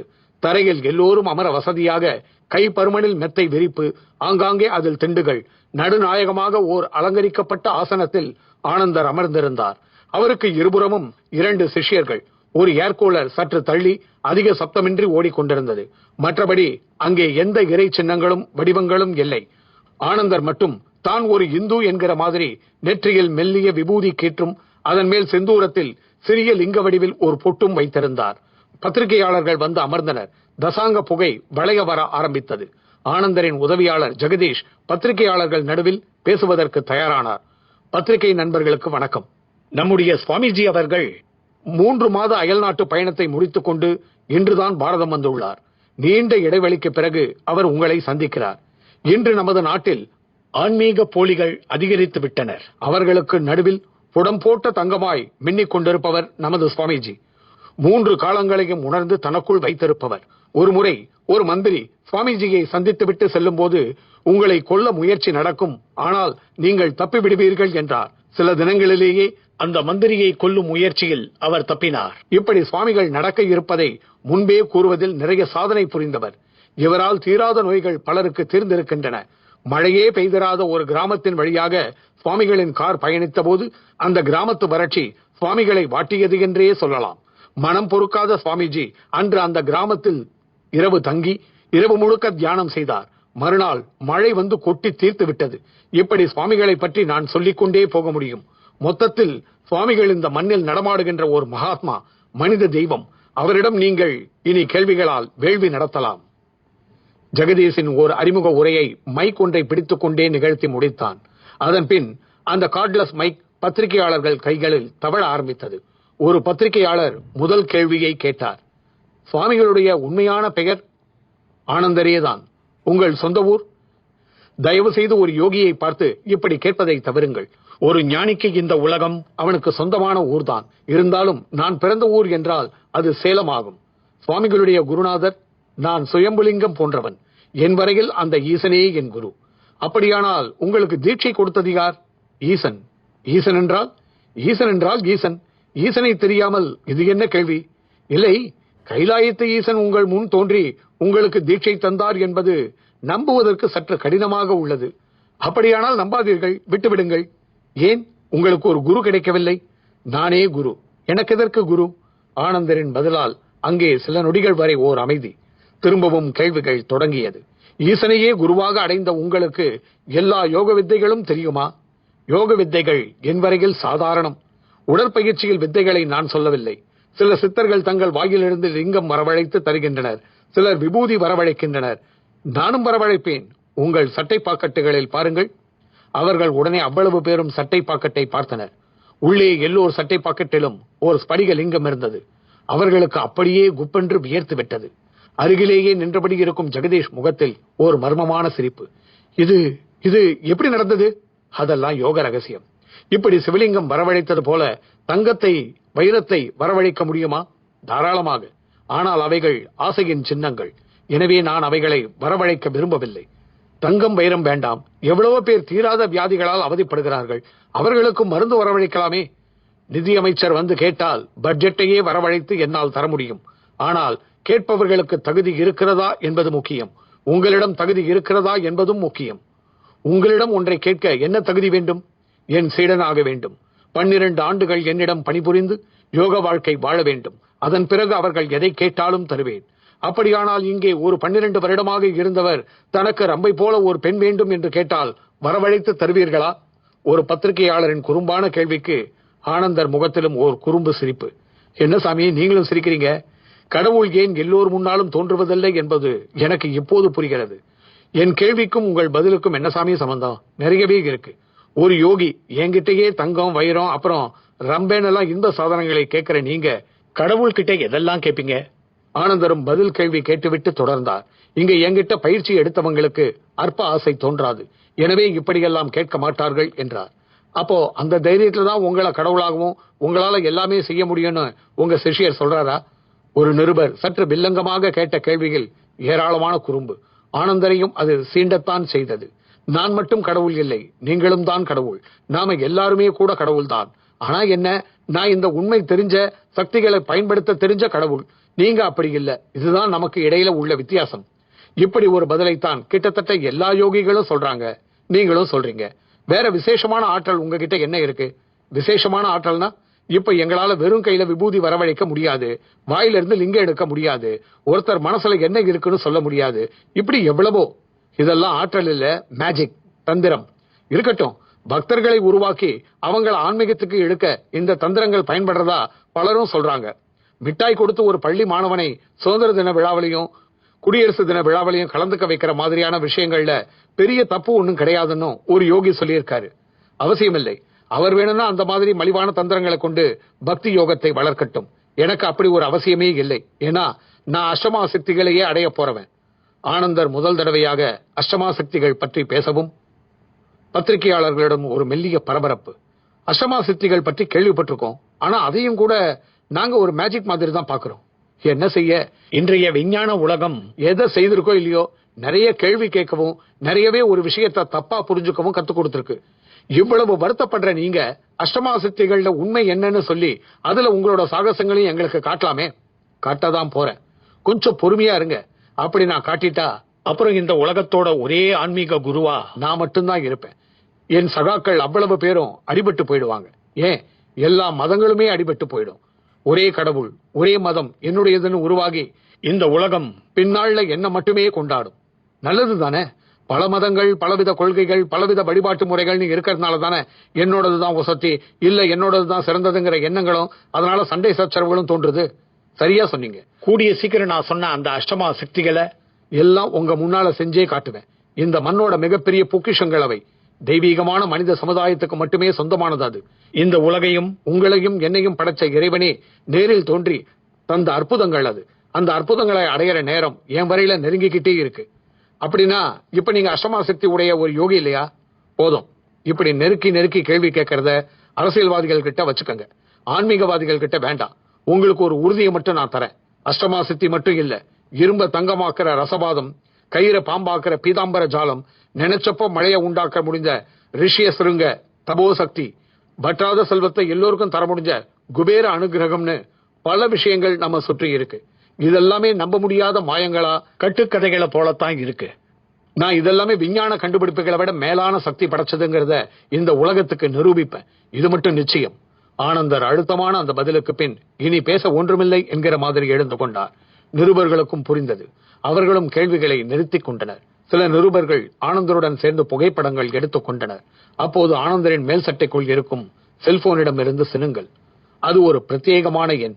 அதன் மூலம் ஒரு சிலர் தான் அவருடன் நேரடியாக பேச முடியும். அதன் ஒலி கேட்டாலே யாரோ ஒரு முக்கிய பிரமுகர் தான் அழைக்கிறார் என்று உணர்ந்து ஆனந்தரும் தனியே ஒதுங்கி குரல் கொடுக்க தொடங்கி விடுவார். அப்பொழுதும் அப்படித்தான் செய்தார். மன்னிக்கணும், எனக்கு ஒரு முக்கியமான அழைப்பு என்று அந்த மூங்கில் குடிசையின் பின்புறமாக சென்று மேல் சட்டைக்குள் இருந்த செல்போனை எடுத்து காதுக்கு கொடுத்தார். நமஸ்தே குருஜி. மறுபடியும் தமயந்தியின் குரல். அடடே, தமயந்தியா? அதுவும் இந்த நேரத்திலயா? ஆமா குருஜி, நான் இப்ப சில முக்கியமான விஷயங்கள் பேசலாம் தானே? தாராளமா. நான் இப்ப தனிமையில தான் இருக்கேன். சொல்லு தமயந்தி. குருஜி, இன்னைக்கு சிவன்மலையில இதுவரை நடக்காத ஒரு அதிசயம் நடந்தது. என்ன தமயந்தி அது? நம்ம கூட்டத்தால கொலை செய்யப்பட்ட கண்ணங்கிற பத்திரிகையாளன் பிணமா தூக்குல தொங்கினத நான் பார்த்தேன். இது என்ன அதிசயம்? அவன் நம்ம கூட்டத்தை சேர்ந்தவர்களே அங்க சித்தர் வேஷத்துல சுத்துறதையும் செல்போன், டேப் ரெக்கார்டு நவீன ஆயுதங்களோட இருக்கிறதையும் பார்த்துட்டான். அதை அவன் அப்படியே பத்திரிகையில எழுதுவானுதான் அவங்க அவனை தீர்த்து கட்டினாங்க. அப்படி தீர்த்து கட்டினவன் இப்போ உயிரோட திரும்பி வந்தா அது ஆச்சரியம் இல்லையா? தமயந்தியின் கேள்வி ஆனந்தரை நம்பி நிமிர்த்தியது. தமயந்தி, நீ அந்த கண்ணனை நேர்ல பாத்தியா? பாத்தியாவா? அவன் என் குடிசைக்கு வந்து அவனோட சாமான்களை எடுத்துக்கிட்டும் போயிட்டான். அது கண்ணன் தானா? தெரியும், நீங்க இப்படி கேப்பீங்க, நல்லா தெரியும். கண்ணனே தான். அவனே எனக்கு அதுக்கான பதில சொல்லிட்டான். செத்துட்டு அவனுக்கு சித்தர்கள் உயிர் கொடுத்தாங்களாம், அதுவும் சஞ்சீவி மூலிகையால அப்படின்னு கண்ணன் சொன்னானா? ஆமா. அது நீ நம்புறியா? என்ன குருஜி, இந்த காட்டு சித்தர்களையா நம்ப வேண்டாங்கிறீங்க? அப்படி இல்ல தமயந்தி. சஞ்சீவி மூலிகைங்கிறது செத்தவங்களை எழுப்புற மூலிகை கிடையாது. சாக கிடக்கிறவங்கள, அதாவது தசவாயுக்கள்ல ஒரு வாய்வாது உடம்புல இருக்கிறவங்கள தட்டி எழுப்புற ஒரு மூலிகை. நிச்சயமா செத்தவன் பிழைக்க முடியாது. அதுக்கு சித்தத்துல இடம் இருக்கிறதா எனக்கு தெரியல. அப்போ கண்ணனை நம்ம ஆட்கள் முழுசா கொலை செய்யாம விட்டுட்டாங்களா? அப்படிதான் இருக்கணும். இல்லனா நமக்கு தெரியாத வேற ஏதாவது ஒரு காரணம் இருக்கணும். எது எப்படியோ கிட்டத்தட்ட 3 வருஷமா நீ அங்க போய் டேரா போட்டதுக்கு இப்பதான் ஒரு உருப்படியான விஷயம் சொல்லியிருக்க. இவ்வளவு நாளா உன்னை திரும்பி கூட பார்க்காத சித்தர்கள் முதல் தடவையா கண்ணன் மூலமா ஒரு பதில நமக்கு தந்திருக்காங்க. இதுவே கூட ஒரு நல்ல தொடக்கம் தான். நீங்க இங்க எப்ப வரப்போறீங்க குருஜி? எனக்கு என்னவோ நீங்க வராம என்னால மட்டும் எதையும் இங்க கண்டுபிடிக்க முடியும்னு தோணல. அப்படியெல்லாம் நினைக்காத. இந்த மனசோர்வு ரொம்ப ஆபத்தானது. நான் கூடிய சீக்கிரம் அங்க வருவேன். எப்பொழுதும் ரகசியமாகவே இருக்கிற சித்த ரகசியங்களை தெரிஞ்சுக்காம விடமாட்டேன். இப்ப கூட பத்திரிகையாளர்கள் கிட்ட அதைத்தான் சொன்னேன். நீ ஜாக்கிரதையா இரு. என் சிஷ்யர்கள்லயே ரொம்ப விசேஷ தன்மை உடையவன் நீ. ஐபிஎஸ் படிச்சிருந்தும் ஒரு போலீஸ் ஆபீசர் ஆகாம எனக்காக காட்டுக்குள்ள தன்னந்தனியா செயல்படும் உன் தைரியம், உன் சாதுரியம் ரொம்ப ரொம்ப பெரியது. நான் உனக்கு செய்ய வேண்டியதை செய்யாம விடமாட்டேன். ஆனந்தர் தமயந்தியும் தட்டி கொடுத்து விட்டு செல்போனை அணைத்தார். ஆனால் மனதுக்குள் ஓர் புதிய தீ. அத்தியாயம் 4. ருத்ராட்சம் மற்றும் தாயத்து போன்ற விஷயங்கள் ஒருவித தாந்திரீக அம்சங்களாகும். இந்த உலகில் உள்ள ஒவ்வொன்றிற்கும் ஒரு சக்தி இருக்கிறது. இரும்புக்கு உறுதிப்பாடு, மரத்துக்கு எரியும் தன்மை, கல்லுக்கு ஈரம், நெருப்பு, காற்று போன்றவைகளை எதிர்கொள்ளும் ஆற்றல் என்று அடுக்கிக் கொண்டே போகலாம். அந்த வகையில் ருத்ராட்சத்திற்கும் பஞ்சபூதங்களை எதிர்கொள்ளும் ஆற்றல் மிகுதி. இதன் சக்தி ருத்ரனாகிய சிவத்தின் 3வது கண்ணுக்குள்ளே சக்தியோடு ஒத்து போவதாலேயே அந்த பெயராலேயே இது வழங்கப்படுகிறது. இதை மனிதர்கள் அணிய காரணமும் உள்ளது. இந்த உலகில் கர்மம் காரணமாகவே மனித பிறப்பு நிகழ்கிறது. இந்த மனித பிறப்பில் தவிர்க்க இயலாத ஒரு விஷயம் கிரகங்களின் தாக்கம். ஆம், ஒவ்வொரு மனிதனும் ஒரு யோகியாக இருந்தாலும் சரி, போகியாக இருந்தாலும் சரி, துரோகியாக இருந்தாலும் சரி, அவன் கிரகங்களின் ஆதிக்க சக்தியால் வழிநடத்தப்படுபவனே. அவன் எவ்வாறு வழிநடத்தப்படுகிறான் அல்லது வழிநடத்தப்படுவான் என்பதை அவனது ஜாதகத்தை வைத்து அறியலாம். அவ்வாறு அவன் வழிநடத்தப்படுவதில் நல்லதும் கெட்டதும் கலந்தே இருக்கும். அதை தடுத்து அதிலிருந்து விடுபட்டு விலகி தன்னிச்சையான செயல்பாட்டுக்கு வர இந்த உலகில் மட்டுமல்ல, எந்த உலகிலும் இடம் இல்லை. இந்த நிலையில் ஒருவரை கிரக சஞ்சாரம் காரணமாகவே தீய நிகழ்வுகள் ஆக்கிரமிக்கும் போது அதனால் அவர் அதில் புதைந்து துன்பப்படுவராக வேண்டியுள்ளது. நல்ல நிகழ்வுகளிலும் மகிழ்ச்சி பட வேண்டியுள்ளது. மகிழ்ச்சி எப்பொழுதும் மனதில் பெரிய பாதிப்பை ஏற்படுத்துவதில்லை. ஆனால் துன்பம் அப்படி அல்ல. அது பாதிப்பை தருவதோடு நிலை குலையவும் வைத்து விடுகிறது. அந்த மாதிரி நேரங்களில் தான் ஒரு மனிதன் இறைவன் குறித்தும் அதிகம் சிந்திக்கிறான். இதிலிருந்து என்னை காப்பாற்ற அல்லது விடுவிக்க உன்னால் கூட ஆகாதா என்று கேட்கிறான். இம்மாதிரி நேரங்களில் கருணை காட்டவே இறை அம்சங்களும் உள்ளன. ஆலயம் செல்வது, அங்கு பிரசாதம் பெறுவது, இறை சின்னங்களை தரிப்பது போன்ற செயல்களால் கிரகங்களின் ஆதிக்க பலம் குறைந்து போகிறது. குறிப்பாக ருத்ராட்சம் கழுத்தில் உள்ள மனிதர்களை கிரகங்களால் 100% ஆக்கிரமிக்க முடியாது. ருத்ராட்சம் அதற்கு தடையாக இருக்கும். 100% ஆக்கிரமித்தாலே சில தீய விளைவுகளை உருவாக்க முடியும் என்கிற நிலையில் அது முடியாமல் போவதால் அதற்கான துன்ப விளைவுகளும் தீயில் கருக வேண்டியவன் அனலில் புழுங்கிய அளவிற்கு மாறி சம்பந்தப்பட்டவர்களை விடுவிக்கிறது. பாலுவின் வீட்டு கொல்லையில் ஒரு மல்லிகை செடி. அது நடப்பட்டு சில நாட்கள் ஆகிறது. வித்யா அதற்கு நாள் தவறாமல் தண்ணீர் விடுவாள். அவள் வரையில் அது பூத்திட எப்படியும் 6 மாதமாவது ஆகும் என்பதுதான் அவள் எண்ணம். ஆனால் அன்று காலை வித்யா அதற்கு தண்ணீர் விட சென்ற போது ஆச்சரியம் காத்திருந்தது. அந்த குட்டி செடியில் 100 கணக்கில் மல்லிகை பூத்திருந்தது. அவ்வளவையும் பறித்துக் கொண்டு வீட்டுக்குள் நுழைந்தவளுக்கு அடுத்த ஆச்சரியம் காத்திருந்தது. பிரார்த்தனை நிமித்தம் காசிக்கு செல்வதற்காக எதிர்வீட்டு மீனாட்சி என்கிற பெண்மணி மஞ்சள் புடவையும் பிரார்த்தனை உண்டியலுமாய் வந்திருந்தாள். தனி அறையில் கட்டிலில் படுத்திருந்தாள் மங்களம். வீட்டுக்குள் வந்த மீனாட்சி அம்மாள் வித்யாவின் கைகளில் பூக்களை பார்த்து சிரித்தாள். என்னமா அது, நான் பிச்சை கேட்க வர நேரத்துல கையில பூவோட வந்து நிக்கிற? தோட்டத்துல பூத்திருக்குங்க. ஆமா, இது என்னங்க கோலம்? சொல்றேன். முதல்ல அந்த பூக்களை சாமி கிட்ட சேர்த்துட்டு என் காலில் வந்து விழு. மீனாட்சி அம்மாள் அன்பாக கட்டளையிடவும் வித்யாவும் அப்படியே செய்தாள். அந்த சமயம் பார்த்து அடுத்தவள் லலிதாவும் 3ஆம் அவள் பாரதியும் கூட எட்டி பார்த்தனர். வாங்க குழந்தைகளா, நீங்களும் வந்து காலில் விழுங்க. மீனாட்சி அம்மாள் கட்டளைக்கு பாரதி செவிமடுத்தாள். ஆனால் லலிதா விழவில்லை. அப்படியே நின்று கொண்டே இருந்தாள். நான் சாமி காலில் தவிர வேற யார் காலையும் விழறவே கிடையாது என்று கமெண்ட் வேற அடித்தாள். உள்ளே மங்களம் காதில் கூட அவர்கள் பேச்சு விழுந்தது. மீனாட்சி அம்மாள் லலிதாவின் பேச்சை பெரிதாக எடுத்துக் கொள்ளவில்லை. சிரித்துக் கொண்டே மங்களம் கிடந்த அறைக்குள் சென்றாள். மங்களமும் எழுந்திருக்க முடியாமல் வரவேற்றாள். வாங்க மீனாட்சி அம்மா. அதான் வந்துகிட்டே இருக்கனே. ஆமா, இது என்னங்க கோலம்? இதுவா, சொல்றேன். என் மகளுக்கு ஜாதகத்துல தோஷம் இருக்கிறது உங்களுக்கே தெரியும். அதனால ஈஸ்வரனை பிரார்த்தனை பண்ணிக்கிட்டேன். தொடர்ந்து 48 திங்கட்கிழமைகள் சோமவார விரதம் இருந்தேன். அதோட பலனா அவ தோஷத்துக்கு ஏற்ற இடம் அமைஞ்சது. இப்ப அவ கல்யாணம் ஆகி நல்லா இருக்கா. பிள்ளை உண்டாகி இருக்கிறதாகவும் தகவல் இருந்தது. நான் சாமி கிட்ட கேட்டதுக்கு இதைத்தான். அவனும் கொடுத்துட்டான். அதனால பிரார்த்தனையை நிறைவேற்ற காசிக்கு கிளம்பிட்டேன். அப்போ காசி விஸ்வநாதருக்கு தான் வேண்டிக்கிட்டீங்களா? ஆமாமா, காசியில கங்கையில மூழ்கினாதான் எல்லா பாவங்களும் தீருமே. அப்படியே காசியில தான் காலபைரவனுக்கு தனி சன்னதி இருக்கு.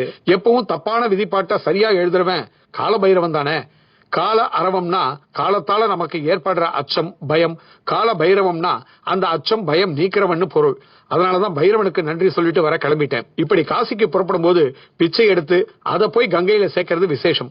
மீனாட்சி அம்மாள் ஒரு பெரிய விளக்கம் தந்து முடித்தாள். அதில் காசி குறித்தும் கால பைரவர் குறித்தும் அபூர்வமான தகவல்கள். அதையெல்லாம் கேட்க மங்களத்துக்கு என்ன தோன்றிற்றோ தெரியவில்லை. தன் கழுத்தில் கிடந்த தாலி கயிற்றில் இருந்து தங்கத்தால் ஆன தாலியை மளமளவென்று கழற்றினாள். அரை பவுனுக்கும் மேலான தாலி. அதை மீனாட்சி அம்மாளின் கையில் வைத்தாள். எல்லோரிடமும் ஒரு திகைப்பு, பிரமிப்பு. ஆனால் மீனாட்சி அம்மாள் மட்டும் சிரித்தாள். அம்மாடி, உங்களுக்கு நல்ல நேரம் வந்துருச்சுடி. அதான் திருமாங்கல்யத்தையே நீங்க அந்த கங்கைக்கே கொடுத்துட்டீங்க. கங்கையும் ஒரு பொண்ணுதான். அந்த சிவனை விட்டு பிரிஞ்ச அப்புறமா அவங்கிட்ட சேர்ந்தவ. எல்லாருடைய வினை கணக்கையும் நேர் செய்யற ஒரு சக்தி கங்கைக்கு தான் உண்டு. உங்க கணக்கும் நேராக போகுது என்று மீனாட்சி அம்மாளும் தன் மனதில் பட்டதை கூறினாள். மங்களம் பதிலுக்கு எதுவும் கூறாமல் கைகளை கூப்பி கண் கலங்கினாள். அம்மா, எனக்கெனவோ உங்களுக்கு நல்ல காலம் தொடங்கிட்டதா தான் நான் நினைக்கிறேன். உங்களுக்காக நான் அந்த ஈஸ்வரங்கிட்ட பிரார்த்தனை பண்ணிக்கிறேன் என்று திரும்பினாள். லலிதா முகத்தில் எள்ளும் கொள்ளும் வெடித்தபடி இருந்தது. அந்த அம்மாவின் தலை விலகவும் லலிதா மங்களத்தை எகிரி பிடித்தாள். என்னம்மா நீ? அந்தமா தான் வேலை இல்லாம காசி கங்கன்னு ஊர் சுத்த போறாங்க. அவங்க ஏதோ சொன்னாங்கன்னு இப்படியா உங்க தாலியை கழட்டி தருவீங்க? ஒரு பவுன் தங்க விலை இன்னைக்கு எவ்வளவு தெரியுமா? கிட்டத்தட்ட 8000 ரூபாய். மங்களம் பதிலுக்கு அவளை முறைத்தாள். நான் ஒரு தோடு கேட்டா அதை வாங்கி தர துப்பு இல்ல. ரோல்டு கோல்டு தோடு சங்கிலி போட்டுக்கிட்டு நான் ஊரை ஏமாத்திக்கிட்டு இருக்கேன். இங்க கங்கை ஆத்துல தூக்கி போட தங்கம் தர அளவுக்கு நீ பெரிய வள்ளலாக்கியோ? லலிதா விடுவதாக இல்லை. அவளுக்கு பதில் தரும் தெம்பு வித்யாவுக்கு இல்லை. ஆனால் பாரதியிடம் இருந்தது. லலிதாக்கா, கொஞ்சம் வாயை மூடிக்கிட்டு சும்மா இருக்கியா? அம்மா தாலியை கழட்டி தந்தது ஒரு நல்ல விஷயத்தை எதிர்பார்த்துதான். பொதுவா ஒரு பெண் தன் தாலியை புருஷன் இல்லாம போன நிலையில தான் இழப்பா. அப்படி ஒரு தாலியையே அம்மா அந்த சிவனுக்காக இழக்க முன் வந்திருக்காங்கன்னா, இனியாவது எனக்கு என் புருஷன் திரும்ப கிடைக்கட்டும், அவர் உயிரோட இருக்காங்கிற என் நம்பிக்கைக்கு உயிர் வரட்டுங்கிறது தான் காரணம். உனக்கு இதெல்லாம் புரியாது. உனக்கு அந்த தாலி தங்கமா மட்டும்தான் தெரியுது. அம்மாவுக்கோ அது அப்பாவா தெரியுது. அம்மா இப்போ அப்பாவை அந்த சிவன் கிட்ட ஒப்படைச்சிட்டதான் அர்த்தம். அப்படின்னா அந்த சிவன் நம்ம அப்பாவை உயிரோட திரும்பி அனுப்பி வைப்பாருன்னு நீ சொல்ல வரியா? ஆமா, நானும் நம்புறேன். நம்பணும். நம்பிக்கைதான் மனிதனுடைய பலங்கள்லயே முக்கியமான பலம். அடேங்கப்பா பாரதி, நீ எப்ப இருந்து இப்படி பாட்டி மாதிரி பேச கத்துக்கிட்ட? உனக்கே இது டூமச்சா தெரியல? போதுங்கா, உனக்கு ஓ நம்பிக்கை, எனக்கு ஏன் நம்பிக்கை. இதோட நிறுத்திக்க. என்னடி பொல்லாத நம்பிக்கை? ஒரு நாளைக்கு 3 மணி நேரம் அம்மா பூஜாரியில தான் பழியா கிடக்குறாங்க. ஒரு நாளா 2 நாளா? நமக்கு தெரிஞ்சே அம்மா வருஷ கணக்கா இப்படிதான் இருக்காங்க. அப்படி இருக்கிறதுக்கு அவங்களுக்கு கிடைச்ச பரிசு தான் கால் முறிவு. இப்ப பூஜை கூட பண்ண முடியாம படுத்த படுக்கையா இருக்காங்க. இவ்வளவு நாள் பண்ண பூஜைக்கே ஒரு பலனும் இல்ல. இப்படி தாலியை கழட்டி கொடுத்தாதானா இனிமே எல்லாம் நடந்துற போது? சாமி பேரால நம்ம நாமே ஏமாத்திக்கிறதுக்கு ஒரு அளவு வேண்டாம்? மங்களம் தாலியை கழற்றி கொடுத்த அந்த ஒரு விஷயம் பட்டிமன்றம் போல் ஆகிவிடும் நிலையில் வித்யாவுக்கு கண்ணிரண்டும் கலங்கிவிட்டது. பாரு, இவ அழுவுறத.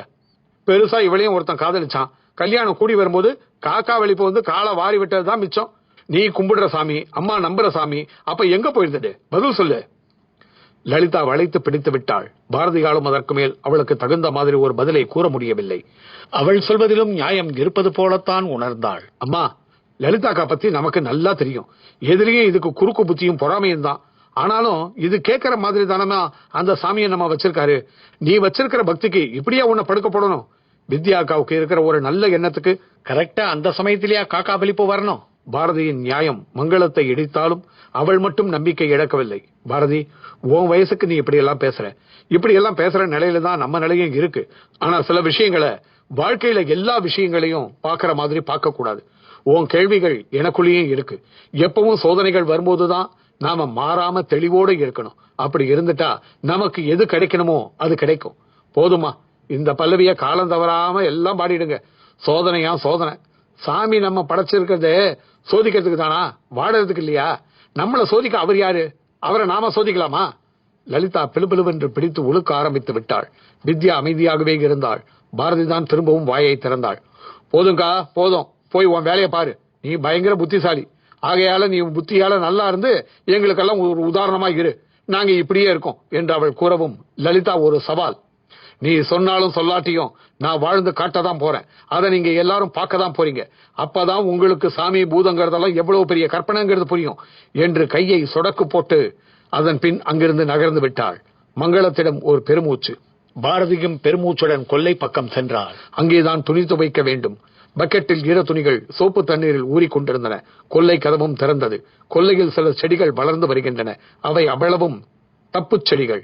காக்கை குருவி உமிழ்ந்த விதைகள், வீட்டு காய்கறி கழிவுகள் இவைகளில் இருந்து உருவானவை.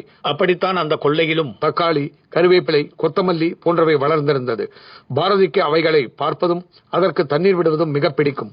ஒவ்வொரு நாளும் அவை வளர வளர அதை பார்ப்பதே ஓர் ஆனந்தம். அதில் ஒரு பிஞ்சு உருவாகி வளர்ந்தாலும் அது மனதை நிறைத்துவிடும். இந்த செடிகளுக்கு எதிரிகளே தெருவில் தெரியும் ஆடுகளும் கோவில் மாடுகளும் தான். எனவே கொல்லை கதவை மூடி வைப்பதற்காக போனவளுக்கு ஓர் ஆச்சரியம் காத்திருந்தது. கொல்லை கதவுக்கு அந்த பக்கமாய் குரங்கு சித்தர். சாமி நீங்களா? நானேதான். என்னம்மா அக்காக்காரி கேள்வி கேட்கிறாளா? ஆமா, அது உங்க வர கேட்டுச்சா? அந்த கேள்விகள் எனக்கு மட்டுமல்ல, கைலாசத்துல அந்த ஈஸ்வரன் காதலியும் விழுந்திருக்கும். பாரதி அதற்கு பதிலாக சிரித்தாள். என்னம்மா சிரிக்கிற? அக்கா கேள்வியில நியாயம் இருக்கிற மாதிரி தோணுதா? விடுங்க சாமி, அதை பத்தி பேசி என்ன பிரயோஜனம்? பொதுவுல பக்திங்கிறது நம்பிக்கை இருந்தாதானே. இந்த பூமியில நம்பிக்கை இருக்கவங்களும் கஷ்டப்படுறாங்க, இல்லாதவங்களும் கஷ்டப்படுறாங்க. அங்கதான் எனக்கு குழப்பமே. இதுல ஒரு குழப்பமும் இல்ல. கஷ்டம்ங்கிறது ரெண்டு வகை. பிள்ளை குட்டிகளை காப்பாத்துறதுக்காகவும் வயிற்று பாட்டுக்காகவும் நேர்மையா பாடுபட்டு உழைக்கிறதும் கஷ்டம்தான். ராத்திரியில ஒரு வீடு புகுந்து கண்ணம் வச்சு பீரோவை உடைச்சு பணம் திருடி பிழைக்கிறதும் கஷ்டம்தான். ஆனா முதல் வகை கஷ்டம் முடிவுல கலப்படமில்லாத சந்தோஷத்தை தரும். ரெண்டாவது வகை கஷ்டம் அப்படி தருமா? நீங்க என்ன சொல்ல வரீங்க சாமி? அக்கா கேட்ட கேள்விகள்லாம் நியாயம் இருக்கிற மாதிரி தெரிகிற ஆழமில்லாத அவசர கேள்விகள். அதே சமயம் அம்மா சொன்னாங்களே, சோதனை வரும்போதுதான் திடமாய் இருக்கணும்னு. அதுதான் நல்ல மனுஷங்களுக்கு அழகு. உங்க பதில் கேட்க நல்லாதான் இருக்கு, ஆனா புத்திக்கு உரைக்கிற மாதிரி தெரியலையே. புத்தி, இதுதான் மனிதனோட பலம் பலவீனம் இரண்டுமே. சக்தியும் புத்தியும் ஒண்ணுமா? ரெண்டையும் சரியா பயன்படுத்தணும். பயன்படுத்துறதுல கோளாறு இருந்துட்டா கைய வெட்டிடும். சாமி, அக்கா கேட்ட கேள்விக்கு நேரா பதில் சொல்லுங்க. அம்மா ஒரு சிவபக்தை, அவங்களுக்கு எப்படி கால் முறியலாம்? அம்மா சிவபக்தைங்கிறது இந்த ஜென்மாவில, கால் முறிஞ்சதுங்கிறது பூர்வ ஜென்ம கர்மத்தால. பிறக்கும் போதே வாங்கிட்டு வந்ததுமா. அப்ப அம்மாவோட பக்தி இந்த ஜென்மத்துல அவங்களுக்கு துணை நிக்காதா? தாராளமா நிக்கும், நின்னுகிட்டு தான் இருக்கு. உங்க அம்மாவோட பக்தி தான் படுத்த படுக்கையிலையும் அவங்கள நம்பிக்கையோட வச்சிருக்கு. கால் முறிஞ்சும் மனசு முறியாம பாத்துக்கிட்டு இருக்கு. அது மட்டுமில்ல, கர்ம வினை ஒரு பக்கம் தன் கணக்கை தீர்க்கும் போது பூஜா பலன் தன் சக்தியையும் காட்டவே செய்யும். அது காட்ட போகுது, அதுக்கான நேரம் வந்தாச்சு. இதெல்லாம் நீங்க தட்டி கொடுக்கறதுக்காக பேசுற பேச்சாதான் தெரியுது. அக்கா சொன்னா நம்புறவங்களும் கஷ்டம்தான் படுறாங்க, நம்பாதவங்களும் கஷ்டம்தான் படுறாங்கன்னு. இதுக்கு நம்பாம இருந்துட்டு போயிடலாம்னு. இதெல்லாம் விரக்தியில் பேசுற பேச்சு, ஆழ்ந்த யோசனை இல்லாததால பேசுற பேச்சு. நம்பிக்கை உள்ளவங்க படுற கஷ்டம் மண்ணுல விதைச்சிட்டு அது முளைக்கிறத எதிர்பார்க்கிற மாதிரி. நம்பிக்கை இல்லாதவங்க பேசுற பேச்சு ஒரு பாறை மேல விதைய தூவிட்டு அது முளைக்காதான்னு சொல்ற மாதிரி. ஒன்னு தெரிஞ்சே செய்த தப்பு, இன்னொன்னு தெரிஞ்சே காத்திருக்கிற நம்பிக்கை. நம்பிக்கை எப்பவும் வீண் போகாதுமா. எங்க சாமி, அக்கா கல்யாணம் நின்று போனது ஒரு பக்கம்னா அம்மா படுத்த படுக்கை ஆயிட்டாங்க, இது அடுத்த பக்கம். மனசுக்கு ரொம்ப சோர்வா இருக்கு சாமி. கவலைப்படாத, இதோ இங்க இருக்கிற பிஞ்சு செடிங்க எல்லாம் நீ விட்ட தண்ணியால உயிர் வளருது. ஏன்னா அது வளர நீயும் ஒரு காரணம் இல்லையா? அந்த காரணம் உன் சந்தேகங்களுக்கெல்லாம் பதிலா உனக்கு ஒரு நாள் கிடைக்கும். வாழ்க்கையில பல சமயங்கள்ல மௌனத்துலதான் பதிலே கிடைக்கும். அந்த பதில் தான் சரியான பதிலாவும் இருக்கும். உனக்கும் கிடைக்கும், கவலைப்படாத. தத்துவமா ஒரு பெரிய பதில சொல்லி முடிச்சிருங்க. கவலைப்படாதேன்னு சொல்லிட்டீங்க. எப்பவும் வார்த்தைகளால மட்டுமே ஆறுதல் சொல்லிக்கிட்டு இருக்கிறது பலன் தராது சாமி. கடவுள் அப்பப்பவாவது கொஞ்சம் சந்தோஷம் தரணும், கொஞ்சம் நம்பிக்கையும் தரணும். குரங்கு சித்தர் சிரித்தார். பாரதிக்கு இந்த முறை வார்த்தைகளால் பதில் கூறாமல் வீட்டு வாசலை நோக்கி கையை காட்டினார். ஒரு கால் டாக்ஸியில் இருந்து பாலு, பாண்டியன், பொன்னி இவர்களுடன் மங்களம் அவளுடன் காலங்காலமாக எதிர்பார்த்து காத்து கிடக்கும் அவள் கணவனான சுந்தரராஜனும் கண்ணன் வடிவில் இறங்கி கொண்டிருந்தனர். பாரதி அவர்களை பார்க்கவும் உற்சாகமாகி வாசல் நோக்கி ஓடினாள். சிவன்மலை காட்டின் குகை முகப்பில் உடல் முழுக்க காயமுடன் அமர்ந்திருந்த பரணியை பார்க்கவும் சிவசாமிக்கும் ரத்தனவேலுக்கும் அது ஒரு ஆச்சரிய அதிர்ச்சியாக இருந்தது. பரணி, எப்படி ஆச்சு இப்படி? எல்லாம் தலையெழுத்து. எனக்கு வேற வார்த்தைகளே தெரியல. தலையெழுத்தா? மனுஷங்க பேசுற மாதிரியே பேசுறிய. நான் இப்ப மனுஷன் தானே, அந்த வடிவத்துல எல்லாம் இருக்கேன். இல்ல, எவ்வளவோ சக்தி உள்ள உனக்கு கூட காயங்கள்னா அப்ப உன்னை தாக்க கூட இந்த உலகத்துல சக்தி இருக்கான்னு கேள்வி எழுது. எவ்வளவு பெரிய பலசாலியா இருந்தாலும் அவன் ரத்தத்துல விஷம் கலந்தா அவன் செத்துதானே தீரணும். இந்த உதாரணம் எதுக்கு? அப்படித்தான் நானும். எங்க இனத்துக்கே கருடனும் கழுகும் பகை. ஓ, இது அதனால வந்த காயமா? ஆமா, இருந்தாலும் உன்னை போல ஒரு மனிதன் என் மேல கருணை வச்சதால உயிர் பொழைச்சேன். இல்லைன்னா நான் செத்துருப்பேன். என் பழி உணர்ச்சி சபதம் எல்லாம் வீணா போயிருக்கும். எங்களை போல ஒரு மனிதனா? யாரது? எல்லாமே எனக்கு பின்னாலதான் தெரிய வந்தது. அவன் பேர் பாண்டியன். அவனுக்கு ரொம்ப நல்ல மனசு. என் இனமே இனி அவனுக்கு உதவி மட்டும்தான் செய்யும். எந்த ஒரு சந்தர்ப்பத்திலையும் அவனுக்கு எந்த காலத்திலையும் எந்த விதமான ஆபத்தும் ஏற்படாது. ஆச்சரியமான பதில். உன்னை காப்பாத்தினதுக்கு நீ வேணும்னா நன்றியோட இருக்கலாம். உன் இனம் எப்படி? அங்கதான் இச்சாதேவிகளோட சக்திகளை நீங்க புரிஞ்சுக்கணும். நான் நன்றியோட பார்த்ததுல பாண்டியன் கழுத்துல ஒரு புதிய மச்சம் உருவானது. அந்த மச்சத்துக்கு அர்த்தம் அதை பார்க்கிற எந்த ஒரு பாம்பும் தீண்டக்கூடாதுங்கிறது தான். அப்போ உடம்புல அவ்வப்போது ஏற்படுற மச்சங்கள் பின்னால இப்படி ஒரு ரகசியம் இருக்கா? நிறையவே இருக்கு. ஒவ்வொரு இடத்துக்கும் அது வேறுபடும். பொதுவுல மச்சம்ங்கிறது காலமும் நேரமும் கைகோர்த்து செய்யற ஒரு அடையாளம். சரி, உன் காயத்துக்கு மருந்து? அதுக்காக தான் உங்களை எதிர்பார்த்து காத்துக்கிட்டு இருந்தேன். என்ன கொஞ்சம் கைத்தாங்களா? சஞ்சீவி வனத்துக்கு கூட்டிட்டு போறீங்களா? சஞ்சீவி வனமா? எங்களுக்கு தெரியாதே. நான் வழிகாட்டுறேன். இப்ப எதுக்கு அங்க? கூட்டிகிட்டு போங்க. என் ரணங்கள் ஆற்றுற மருந்து அங்கதான் இருக்கு. அப்ப சஞ்சீவி வனங்கிறது ஒரு மருத்துவ சாலைன்னு சொல்லு. ஆமா, தீராத பல வியாதிகளுக்கு அங்க மருந்து இருக்கு. ஆனா அதுக்குள்ள நுழைய அங்க இருக்கிற ரிஷபம் அனுமதிக்கணும். ரிஷபம் அனுமதிக்கணும்னா மாடா? ஆமா, அந்த சிவனோட நந்தி வாகனம் தான் ரிஷப அம்சமா அந்த சஞ்சீவி வனத்துக்கு காவல். சில சித்தர்கள் சாதாரணமா அங்க போவாங்க வருவாங்க. அந்த ரிஷபம் ஒண்ணு செய்யாதா? தூக்கிக்கிட்டு போங்க சொல்றேன். பரணி கட்டளையிட அவர்களும் ஆளுக்கு ஒரு பக்கமாக அவனை தூக்கி கொண்டு சிறிது தூரம் சென்றனர். பிறகு ஒரு முடிவுக்கு வந்து வளர்ந்து பெயர்ந்து விழுந்து கிடக்கும் ஒரு மூங்கிலை எடுத்து அதன் நடுவில் தோளில் கிடந்த காவி துண்டினால் தூளி போல கட்டி அதில் பரணியை படுக்கச் செய்து முன்னும் பின்னுமாக நின்று கொண்டு அந்த தூளி மூங்கிலை தோளில் சுமந்து கொண்டு நடந்தனர். பரணி வழிநெடுக பாதையை காட்டிக்கொண்டே வந்தான். ஓர் இடத்தில் 1க்கு 10 வரிசையாக வாகை மரங்கள். சாதாரணமாக அந்த மரங்களை பார்ப்பவர்களுக்கு அதற்கு பின்னால் ஏதும் இல்லை என்றுதான் தோன்றும். ஆனால் பரணி அதன் அருகே சென்று குறிப்பிட்ட ஒரு மரத்தின் இடைவெளியில் புகுந்து போகச் சொன்னான். அப்படி புகுந்து மறுபக்கம் செல்லவும் தான் ஒரு புதிய பகுதியை அவர்களால் பார்க்க முடிந்தது. பச்சை கம்பளம் விரித்தது போல நீண்ட இடைவெளி. அதன் நடுவில் ஒரு ஒற்றையடி பாதை. அந்த நீண்ட வெளியும் ஒரு மேடாகி ஒரு குறிப்பிட்ட தூரத்தில் முடிந்து போயிருந்தது.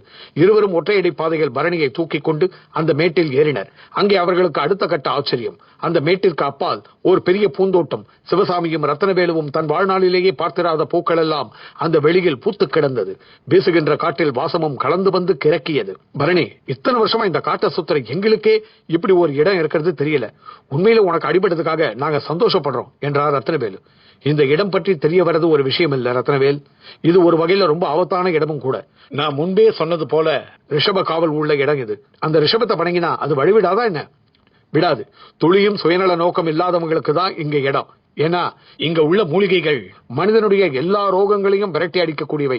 சுருக்கமா சொன்னா பஞ்சபூதங்களால் ஆன இந்த உடம்ப இரும்பு கோட்டையா ஆக்கிற வல்லமை இந்த சஞ்சீவி வனத்து மூலிகைகளுக்கு உண்டு.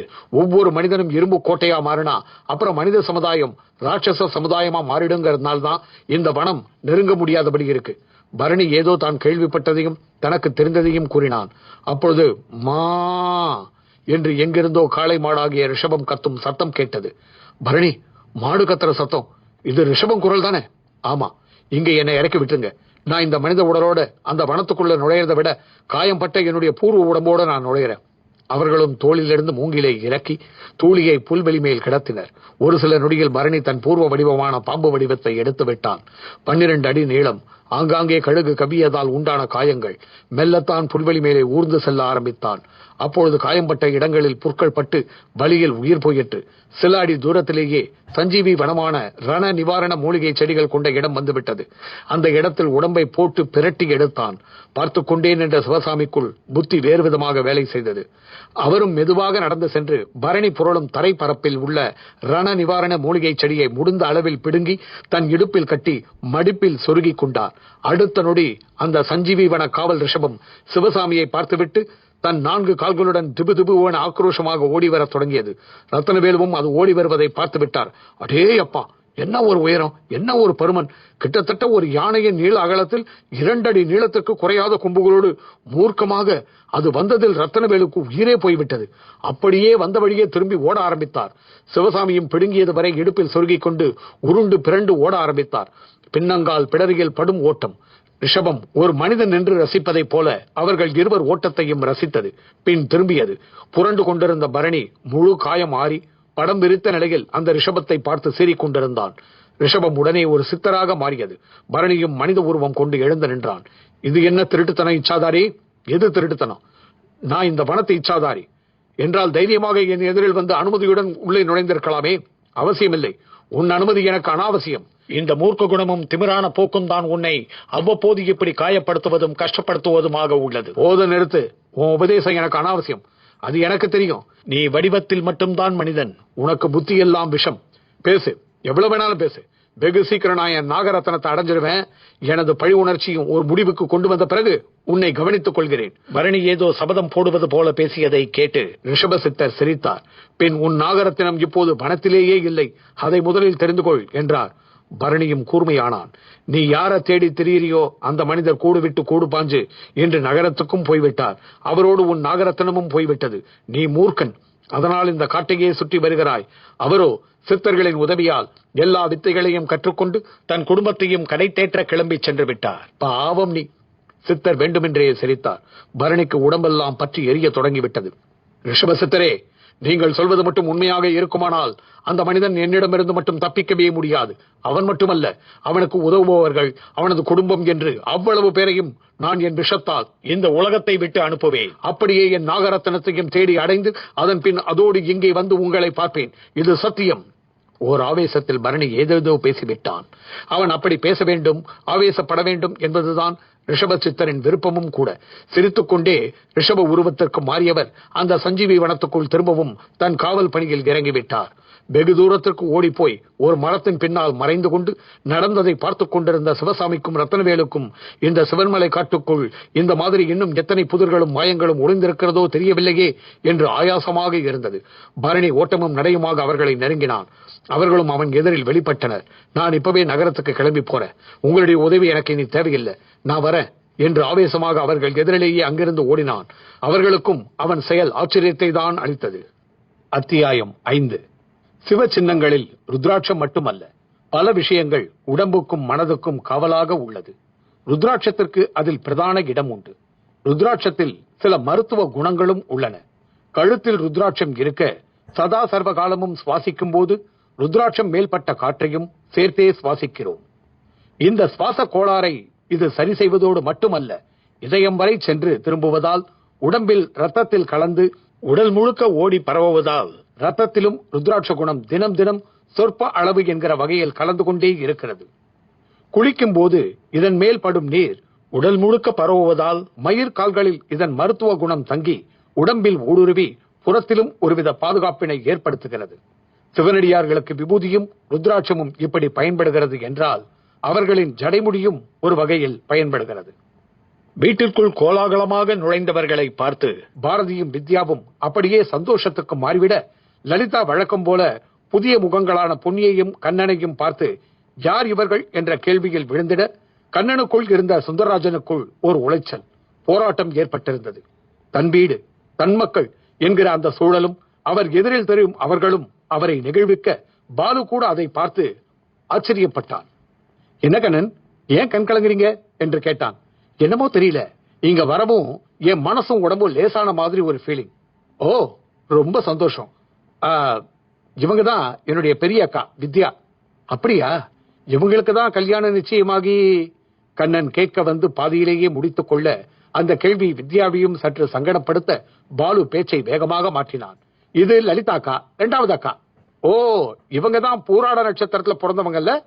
கண்ணனுக்குள் சுந்தரராஜன் கேட்ட அந்த நிஜம் பாலுவுக்கே ஒரு ஆச்சரியமான விஷயம். அக்கா நட்சத்திரம் எனக்கே தெரியாது, உங்களுக்கு எப்படி? பாலு, நான் மறு ஜென்மம் எடுத்த உடனேயே பல அதிசய சக்திகள் எனக்கு ஏற்பட்டுச்சு. ஆகையால எனக்கு எல்லாமே தானாவே தோணுது. பாலு கண்ணனின் அந்த பதிலை அதிகம் தோண்டி துருவ பிரியப்படவில்லை. அப்படி செய்தால் அவன் சிவன்மலைக்கு தான் போய் வந்திருக்கிறான் என்ற உண்மை பட்டவர்த்தனமாகிவிடுமே. எனவே பேசாமல் பாரதியையும் அறிமுகப்படுத்திவிட்டு மங்களம் படுத்த படுக்கையாக இருக்கும் அறைக்குள் வேகமாக புகுந்தான். அம்மா, பாலு, என்னம்மா இது? எப்படிமா இப்படி ஆச்சு? எல்லாம் தலையெழுத்துதான், வேற காரணமே எனக்கு சொல்ல தெரியல. என்னம்மா நீ? தலையெழுத்து கால் எழுத்தெல்லாம் கையால் ஆகாதவங்க பேசுற பேச்சுமா? நானும் அப்படிப்பட்டவதானடா. மங்களம் படார் என்று தயங்காமல் சொன்னதும் அவனுக்கும் பலார் என்று கன்னத்தில் அறை விழுந்த மாதிரி தான் இருந்தது. அப்பொழுது அந்த அறையின் வாசல்படி அருகே நின்று கொண்டிருந்த கண்ணனுக்குள் உள்ள சுந்தரராஜனும் துடித்துக் கொண்டிருந்தார். கிட்டத்தட்ட 22 வருடங்கள் கழித்து மனைவியை பார்த்திடும் துடிப்பு. அப்படி பார்க்கப்படும் மனைவியும் படுத்த படுக்கையாக இருக்கிறாள் என்ற சோகம் கண்ணனுக்குள் முட்டிக்கொண்டிருக்க, அருகிலேயே அந்த உணர்ச்சிகள் எல்லாம் புரியாதவள் போல பொன்னி மங்களம் அந்த இருவரையும் கவனித்து விட்டு கேட்டாள், யார் பாது? அவர் பேர் கண்ணன், அந்த பொண்ணு பேர் பொன்னி, கண்ணனோட தங்கச்சி. பாலுவிடம் வேகமாக ஒரு பொய் வெளிவந்து விழுந்து விட்டது. இவங்களுக்கும் உனக்கும்? மங்களத்தின் அடுத்த கேள்விக்கு பாலுவை சிக்க விடாமல் பொன்னியே முந்திக் கொண்டு சென்று பதில் சொல்ல ஆரம்பித்தாள். நாங்க நாட்டு வைத்தியம் பாக்குறவங்க. பம்பாயில இருந்து பாலோனா ரயில்ல வரும்போது சந்திச்சோம். உங்க கால் ஒடிஞ்ச விஷயம் அப்ப தெரிய வந்தது. அப்படியே எங்க வித்யா அக்காவுக்கும் வலிப்பு நோய் வருமாமே, அதை கேள்விப்பட்ட உடனே உங்களை குணப்படுத்திட்டு தான் மறுவேளைன்னு கிளம்பி வந்துட்டோம். பொன்னியின் சமாளிப்பு பாலுவையும் பாண்டியனையும் அப்பாடா என்று பெருமூச்சு விட வைத்தது. லலிதா முகத்தில் சந்தோஷ வரிகள் உடனே தோன்றின. உங்களை பார்த்தாக்கா நாட்டு வைத்தியர்கள் மாதிரியே தெரியலையே என்று ஆரம்பித்தாள். நீங்க சொல்லுங்கக்கா, உங்களுக்கு தெரிஞ்ச நாட்டு வைத்தியர்கள் எப்படி இருப்பாங்க? பொன்னியும் சளைக்கவில்லை. நான் உன்ன கேட்டா நீ என்ன கேக்குறியா? ஏங்கா, சந்தேகப்பட்டது நீங்க தானே நாட்டு வைத்தியர் எப்படி இருப்பாங்கன்னு சொல்லணும். நிச்சயம் உன்ன மாதிரி பேச மாட்டாங்க. இந்த மாதிரி பேண்ட் ஷர்ட்னு உடை உடுத்த மாட்டாங்க. அவங்க கிட்ட நிறையவே மூலிகைகள் இருக்கும், மருந்து டப்பா இருக்கும். எங்க கிட்டயும் இருக்கே. பொன்னி சொன்னதோடு விடாமல் தனது பெரிய துணிப்பைக்குள் கையை விட்டாள். முதலில் வந்தது அந்த அகத்திய லிங்கம் தான். அதை பார்த்த நொடியே மங்களம் படபடவென்று கன்னத்தில் போட்டுக் கொண்டாள். பொன்னியும் அதை மங்களம் கையில் தந்து, கொஞ்சம் மார்போடு அணைச்சுக்கங்க, உங்களுக்குள்ள புது ரத்தமே பாயும் என்றாள். அப்படியே அந்த பைக்குள் இருந்த சில மூலிகை இலைகளை கீரை கட்டு போல எடுத்து போட்டாள். கண்ணனும் அதில் சில இலைகளை எடுத்து உள்ளங்கையில் வைத்து கசக்கிட தொடங்கினான். கண்ணன், என்ன பண்றீங்க? இது வித்யாவுக்கான வலிப்பு மருந்து. எங்க அவங்க? கண்ணன் வித்யாவை பார்க்க அவளிடம் ஒருவித படபடப்பு. ஐயோ பாலு, என்னடா இது? நான் ஏதோ கேட்டதுக்கு உடனே வைத்தியம் பார்க்கவே ஆரம்பிச்சுட்டாங்க. ஒண்ணு கிடக்க ஒண்ணு ஆயிட போகுது. லலிதா திரும்பவும் பதறினாள். முதல்ல நாட்டு வைத்தியனானு சந்தேகம், இப்போ வைத்தியத்து மேலேயே சந்தேகமா? ஆமா, சந்தேகம் தான். யாரோ வழியில பார்த்தேன்னு சொல்றவங்கள எதை வச்சு நம்புறது? கண்ணன் தான் கசக்கிய மருந்து சாற்றை அப்படியே கையில் எண்ணெய் போல பூசிக்கொண்டு மங்களம் அருகில் சென்று அவளது எலும்பு முறிந்த கணுக்கால் பகுதியை பார்த்தான். அவன் பார்க்கவுமே அவளுக்கு புரிந்து விட்டது. அங்கதான் எனக்கு வலி அதிகமாக இருக்கு என்றாள். அடுத்த நொடி அந்த மூலிகை சாற்றை அந்த பாகம் மேல் வைத்து பூசத் தொடங்கினான். மங்களத்திடம் நிஜமாலுமே ஒரு பரவசம், புதிதாய் ஒரு தெம்பு அவளுக்குள் ஆவேசமாக புகுந்தது போலவும் உணர்ந்தவள் கண்கள் கலங்கிவிட, கண்ணனை பார்க்க கண்ணனின் கண்களும் கலங்கிவிட, ஏன்பா நீ அழுவுற? ஓ சாரி, நீங்க அழறீங்க? யார் பெத்த பிள்ளையோ என் கால தொடறியே, அத நினைச்சேன்.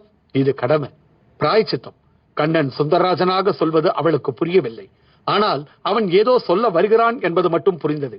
எண்ணி 10 நிமிஷம் நான் பூசிய மூலிகை சாறு மயிர் கால்கள் வழியா உள்ளே இறங்கி ரத்தத்துல கலந்து சதை பகுதியிலையும் ஊடுருவி வலிக்கு காரணமான சிதைவு பகுதியில ஒரு புது சக்தியா உட்காரும்.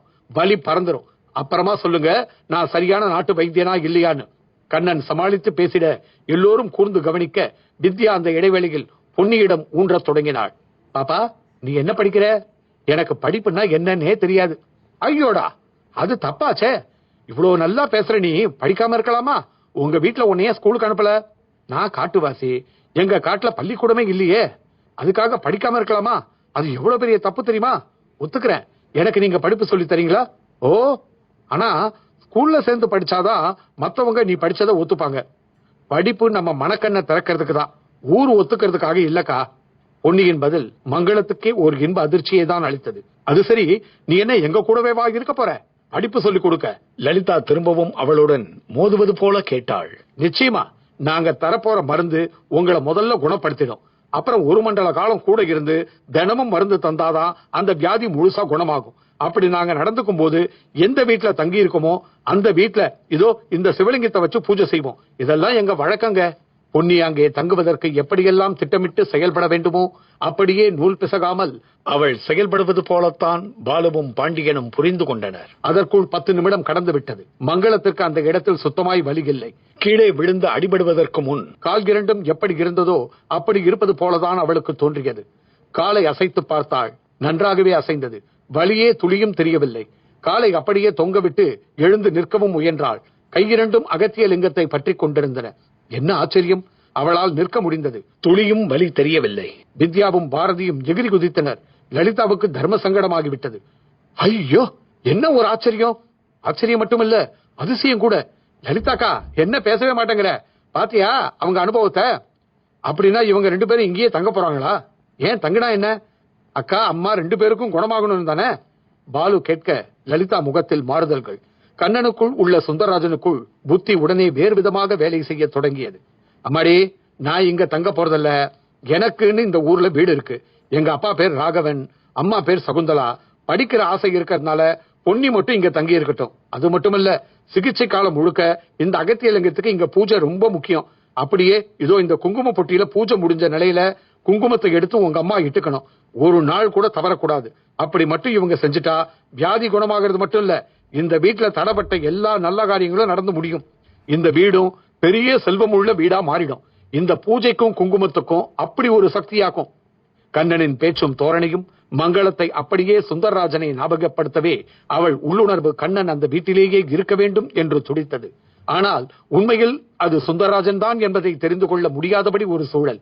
கண்ணன், நீங்க உங்க விருப்பப்படி இருக்கலாம். லலிதாக்கா கிடக்குறாங்க என்று பாலுவும் வேகமாய் வக்காலத்து வாங்கினான். அப்பா, என் கால் சரியாயிடுச்சா? இனி நான் நடக்கலாமா? மங்களம் சின்ன குழந்தை போலத்தான் கேட்டாள். தாராளமா இருங்க, உள்ளுக்குள்ள ஒரு மருந்து தரேன் என்ற கண்ணன் தன் தோளில் தொங்கிக் கொண்டிருந்த பையில் இருந்து சொர்ண சித்தர் அவளுக்கென்று பிரத்யேகமாக கொடுத்திருந்த குளிகைகளில் சிலவற்றை எடுத்து சாப்பிட கொடுத்தான். வித்யா பார்த்து கொண்டே இருந்தாள். அவளுக்கும் இப்பொழுது அவர்கள் இருவரின் மேலும் நம்பிக்கை வந்துவிட்டது. அடுத்து கண்ணனாகிய சுந்தரராஜன் பார்த்ததும் அவளைத்தான். இங்க வாமா. அவளும் அவனை நெருங்கினாள். இந்த மருந்து சாப்பிடு. இனி உன்னை எந்த காலத்திலையும் வலிப்பு நோய் மட்டுமல்ல, எந்த நோயும் அணுகாது. அவளும் அதை வாங்கி சாப்பிட்டாள். ஒருவித வாசம், ஒருவித தித்திப்பு. நாவில் மருந்து சுவை பட்ட நொடி அவள் உடம்பிலும் ஒரு புது தெம்பு. அதை பார்த்த பாரதிக்கு சற்று முன் குரங்கு சித்தர் சொன்னதும் மங்களம் தாலியையே தானமாக கழட்டி கொடுத்ததும் அந்த வேளையில் நினைவுக்கு வந்தது. அம்மா, நீ தாலியை கழட்டி கொடுக்கவும் அந்த சிவனுக்கே பொறுக்கல. அதான் இவங்களை கண்ணில காமிச்சு இங்கேயும் அனுப்பி வச்சிருக்காருன்னு நினைக்கிறேன் என்றாள். ஆமா பாரதி, நானும் அப்படித்தான் நினைக்கிறேன் என்றாள் மங்களம். அந்த பதில் கண்ணனுக்குள் உள்ள சுந்தரராஜனை நெம்பியது. தாலியை தானமா கொடுத்தீங்களா? எதுக்கு? அது ஒரு கதை. உங்களுக்கு தெரிஞ்சு என்ன பண்ண போறீங்க? அப்படி சொல்லாதீங்க. எனக்கு ஜோசியமும் நல்லா தெரியும். அப்படின்னா இப்ப உங்க அம்மா கைய பார்த்தே நான் இனி என்ன நடக்கும்னு சொல்லட்டுமா? அட, இது என்ன அடுத்த கட்ட இன்ப அதிர்ச்சி? இன்ப அதிர்ச்சியே தான். கண்ணன் உரிமையோடு மங்களம் கையை பிடித்து இழுத்து அதை பார்ப்பது போல பாவித்துக் கொண்டு தான் நினைத்ததை கூற தொடங்கினார். இவங்க தாலி கட்டின கணவரை விட்டு பல வருஷமா பிரிஞ்சிருக்காங்க, சரியா? ஐயோ, ரொம்ப சரி. இவங்க கணவர் இப்பவும் உயிரோட தான் இருக்கார். நிஜமா? சத்தியமா சொல்றேன். கூடிய சீக்கிரம் அவர் அவராவே வருவார். கூடிய சீக்கிரம்னா இவங்க மனசு வச்சா இன்னைக்கே கூட அவர் வரலாம். பொடி வைத்து கண்ணன் சொன்ன பதிலை மங்களம் கேட்ட உடனேயே பொங்கி பொங்கி அழ ஆரம்பித்து விட்டாள். ஏங்க அழறீங்க? அவர் உயிரோட இருக்கார். இன்னைக்கு கூட அவர் வருவார்னு என்னால எப்படி ஆனந்த கண்ணீர் சிந்தாம இருக்க முடியும்? திரும்பி கேட்டாள் மங்களம். இனி நீங்க அழுதா அது ஆனந்த கண்ணீரா தான் இருக்கணுங்கிறது தான் அவர் விருப்பம். அது மட்டுமல்ல, அவர் உங்களோட நிரந்தரமா வந்து சேரணும்னா அதுக்கு நீங்க ஒரு நல்ல காரியம் பண்ணணும். சுந்தரராஜனே கண்ணன் வடிவில் சொல்வதன் உட்பொருள் மங்களத்துக்கு புரியவில்லை.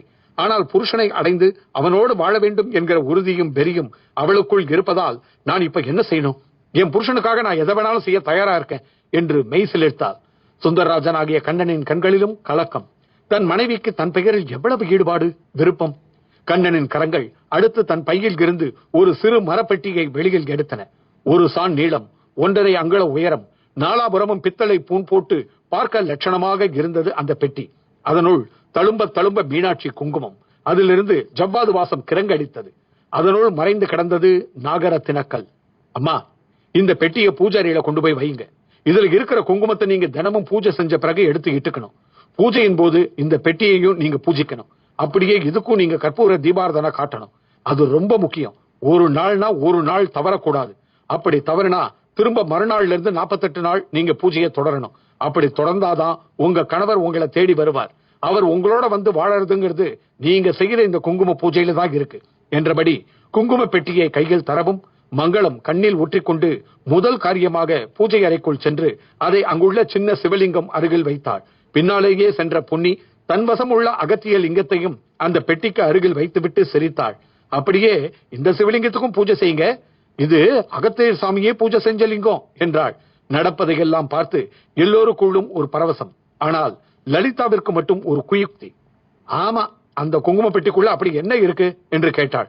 குங்குமம் தான், வேற என்ன என்று மிடறு கட்டி விழுங்கினார் கண்ணன். குங்குமத்துக்கு போயா தினசரி பூஜை? ஆமா, குங்குமமும் அம்பாளும் ஒண்ணுதான். அதுக்கு அம்பாள் படத்துக்கே பூஜை பண்ணலாமே. லலிதாவின் குயுக்தி மங்களத்துக்கு கோபத்தை மூட்டியது. ஏய் லலிதா, வாயை வச்சுக்கிட்டு சும்மா இருக்க மாட்டேன். இது என்னடி கேள்வி? இப்பதான் நல்லது நடக்க ஆரம்பிச்சிருக்கு, அது உனக்கு பொறுக்கலையா? மங்களம் கத்தி முடிக்க அடுத்து பாரதி, அக்கா இனி நீ வாயே பேசக்கூடாது. கண்ணன் சார் தான் சக்தியை நிரூபிச்சுட்டாரு. பார்த்தல அம்மா எந்திரிச்சு நிக்கிறத. இனி நீ பேசுன பெரிய சேதி. சரிடி, அம்மாவை என்னவோ பண்ணி எழுப்பிட்டாங்க. வித்யாவோட வலிப்புக்கு என்ன பண்ண போறாங்களாம்? வலிப்புக்கு அலோபதியில கூட மருந்து கிடையாதுங்கிறது உனக்கு தெரியுமா? லலிதா ஏதோ பாயிண்டை பிடித்து விட்டவள் போலத்தான் பதில் கேள்வியை எழுப்பினாள். கண்ணன் முகத்தில் பதில் சிரிப்பு. அந்த கேள்விக்கு பதிலாக பாக்கெட்டில் இருந்து ஒரு சூரண பொடியை எடுத்து தந்தான். நான் முன்பு தந்த மருந்தோட இதையும் கலந்து சாப்பிட்டா ஒரு மண்டலம்னா ஒரு மண்டலம் வியாதி குணமாயிடும். அதன் பின் எக்காலத்திலையும் அது வராது என்றான். அப்படியே சரி, நான் வந்த வேலை முடிஞ்சது, எங்க வீட்டுக்கு போறேன் என்று கைகளை கூப்பினான். கண்ணிரண்டிலும் திரும்ப நீரின் சேர்க்கை. உடம்பு வேறாக இருப்பதாலும் உடம்புக்கு உரியவனின் தாய் மறுபக்கம் தவித்துக் கொண்டிருப்பதாலும் அங்கேயும் சென்றாக வேண்டிய கட்டாயம். பாண்டியனுக்கும் தனது கடமைகளும் ரங்கநாயகியும் நினைவுக்கு வந்தன. பாலு, அம்மா நானும் கிளம்புறேன். பொன்னிய பத்திரமா பாத்துக்கங்க. இனி உங்க எல்லா கஷ்டங்களும் 48 நாள்ல தீர போறது நிச்சயம் என்றபடியே பாண்டியனும் கண்ணனுடன் ஒன்றாக சேர்ந்தே கிளம்பி சென்றார். பாரதி பொன்னியிடம் வந்து தோளை அணைத்துக் கொண்டாள். பொன்னி வா, எங்க வீட்டை உனக்கு காட்டுறேன் என்று பாரதி அழைத்துச் சென்றாள். கொள்ளை பக்கம் செல்லவும் குரங்கு சித்தன் ஞாபகம் வந்தது. பாரதியின் பார்வை அவரை எங்கே என்று தேடியது. ஆனால் அவரை காணவில்லை. பொன்னிக்கும் அவர் யாரை தேடுகிறாள் என்பது நன்றாக தெரிந்தது. ஆனால் தெரிந்த மாதிரியே காட்டிக் கொள்ளவில்லை.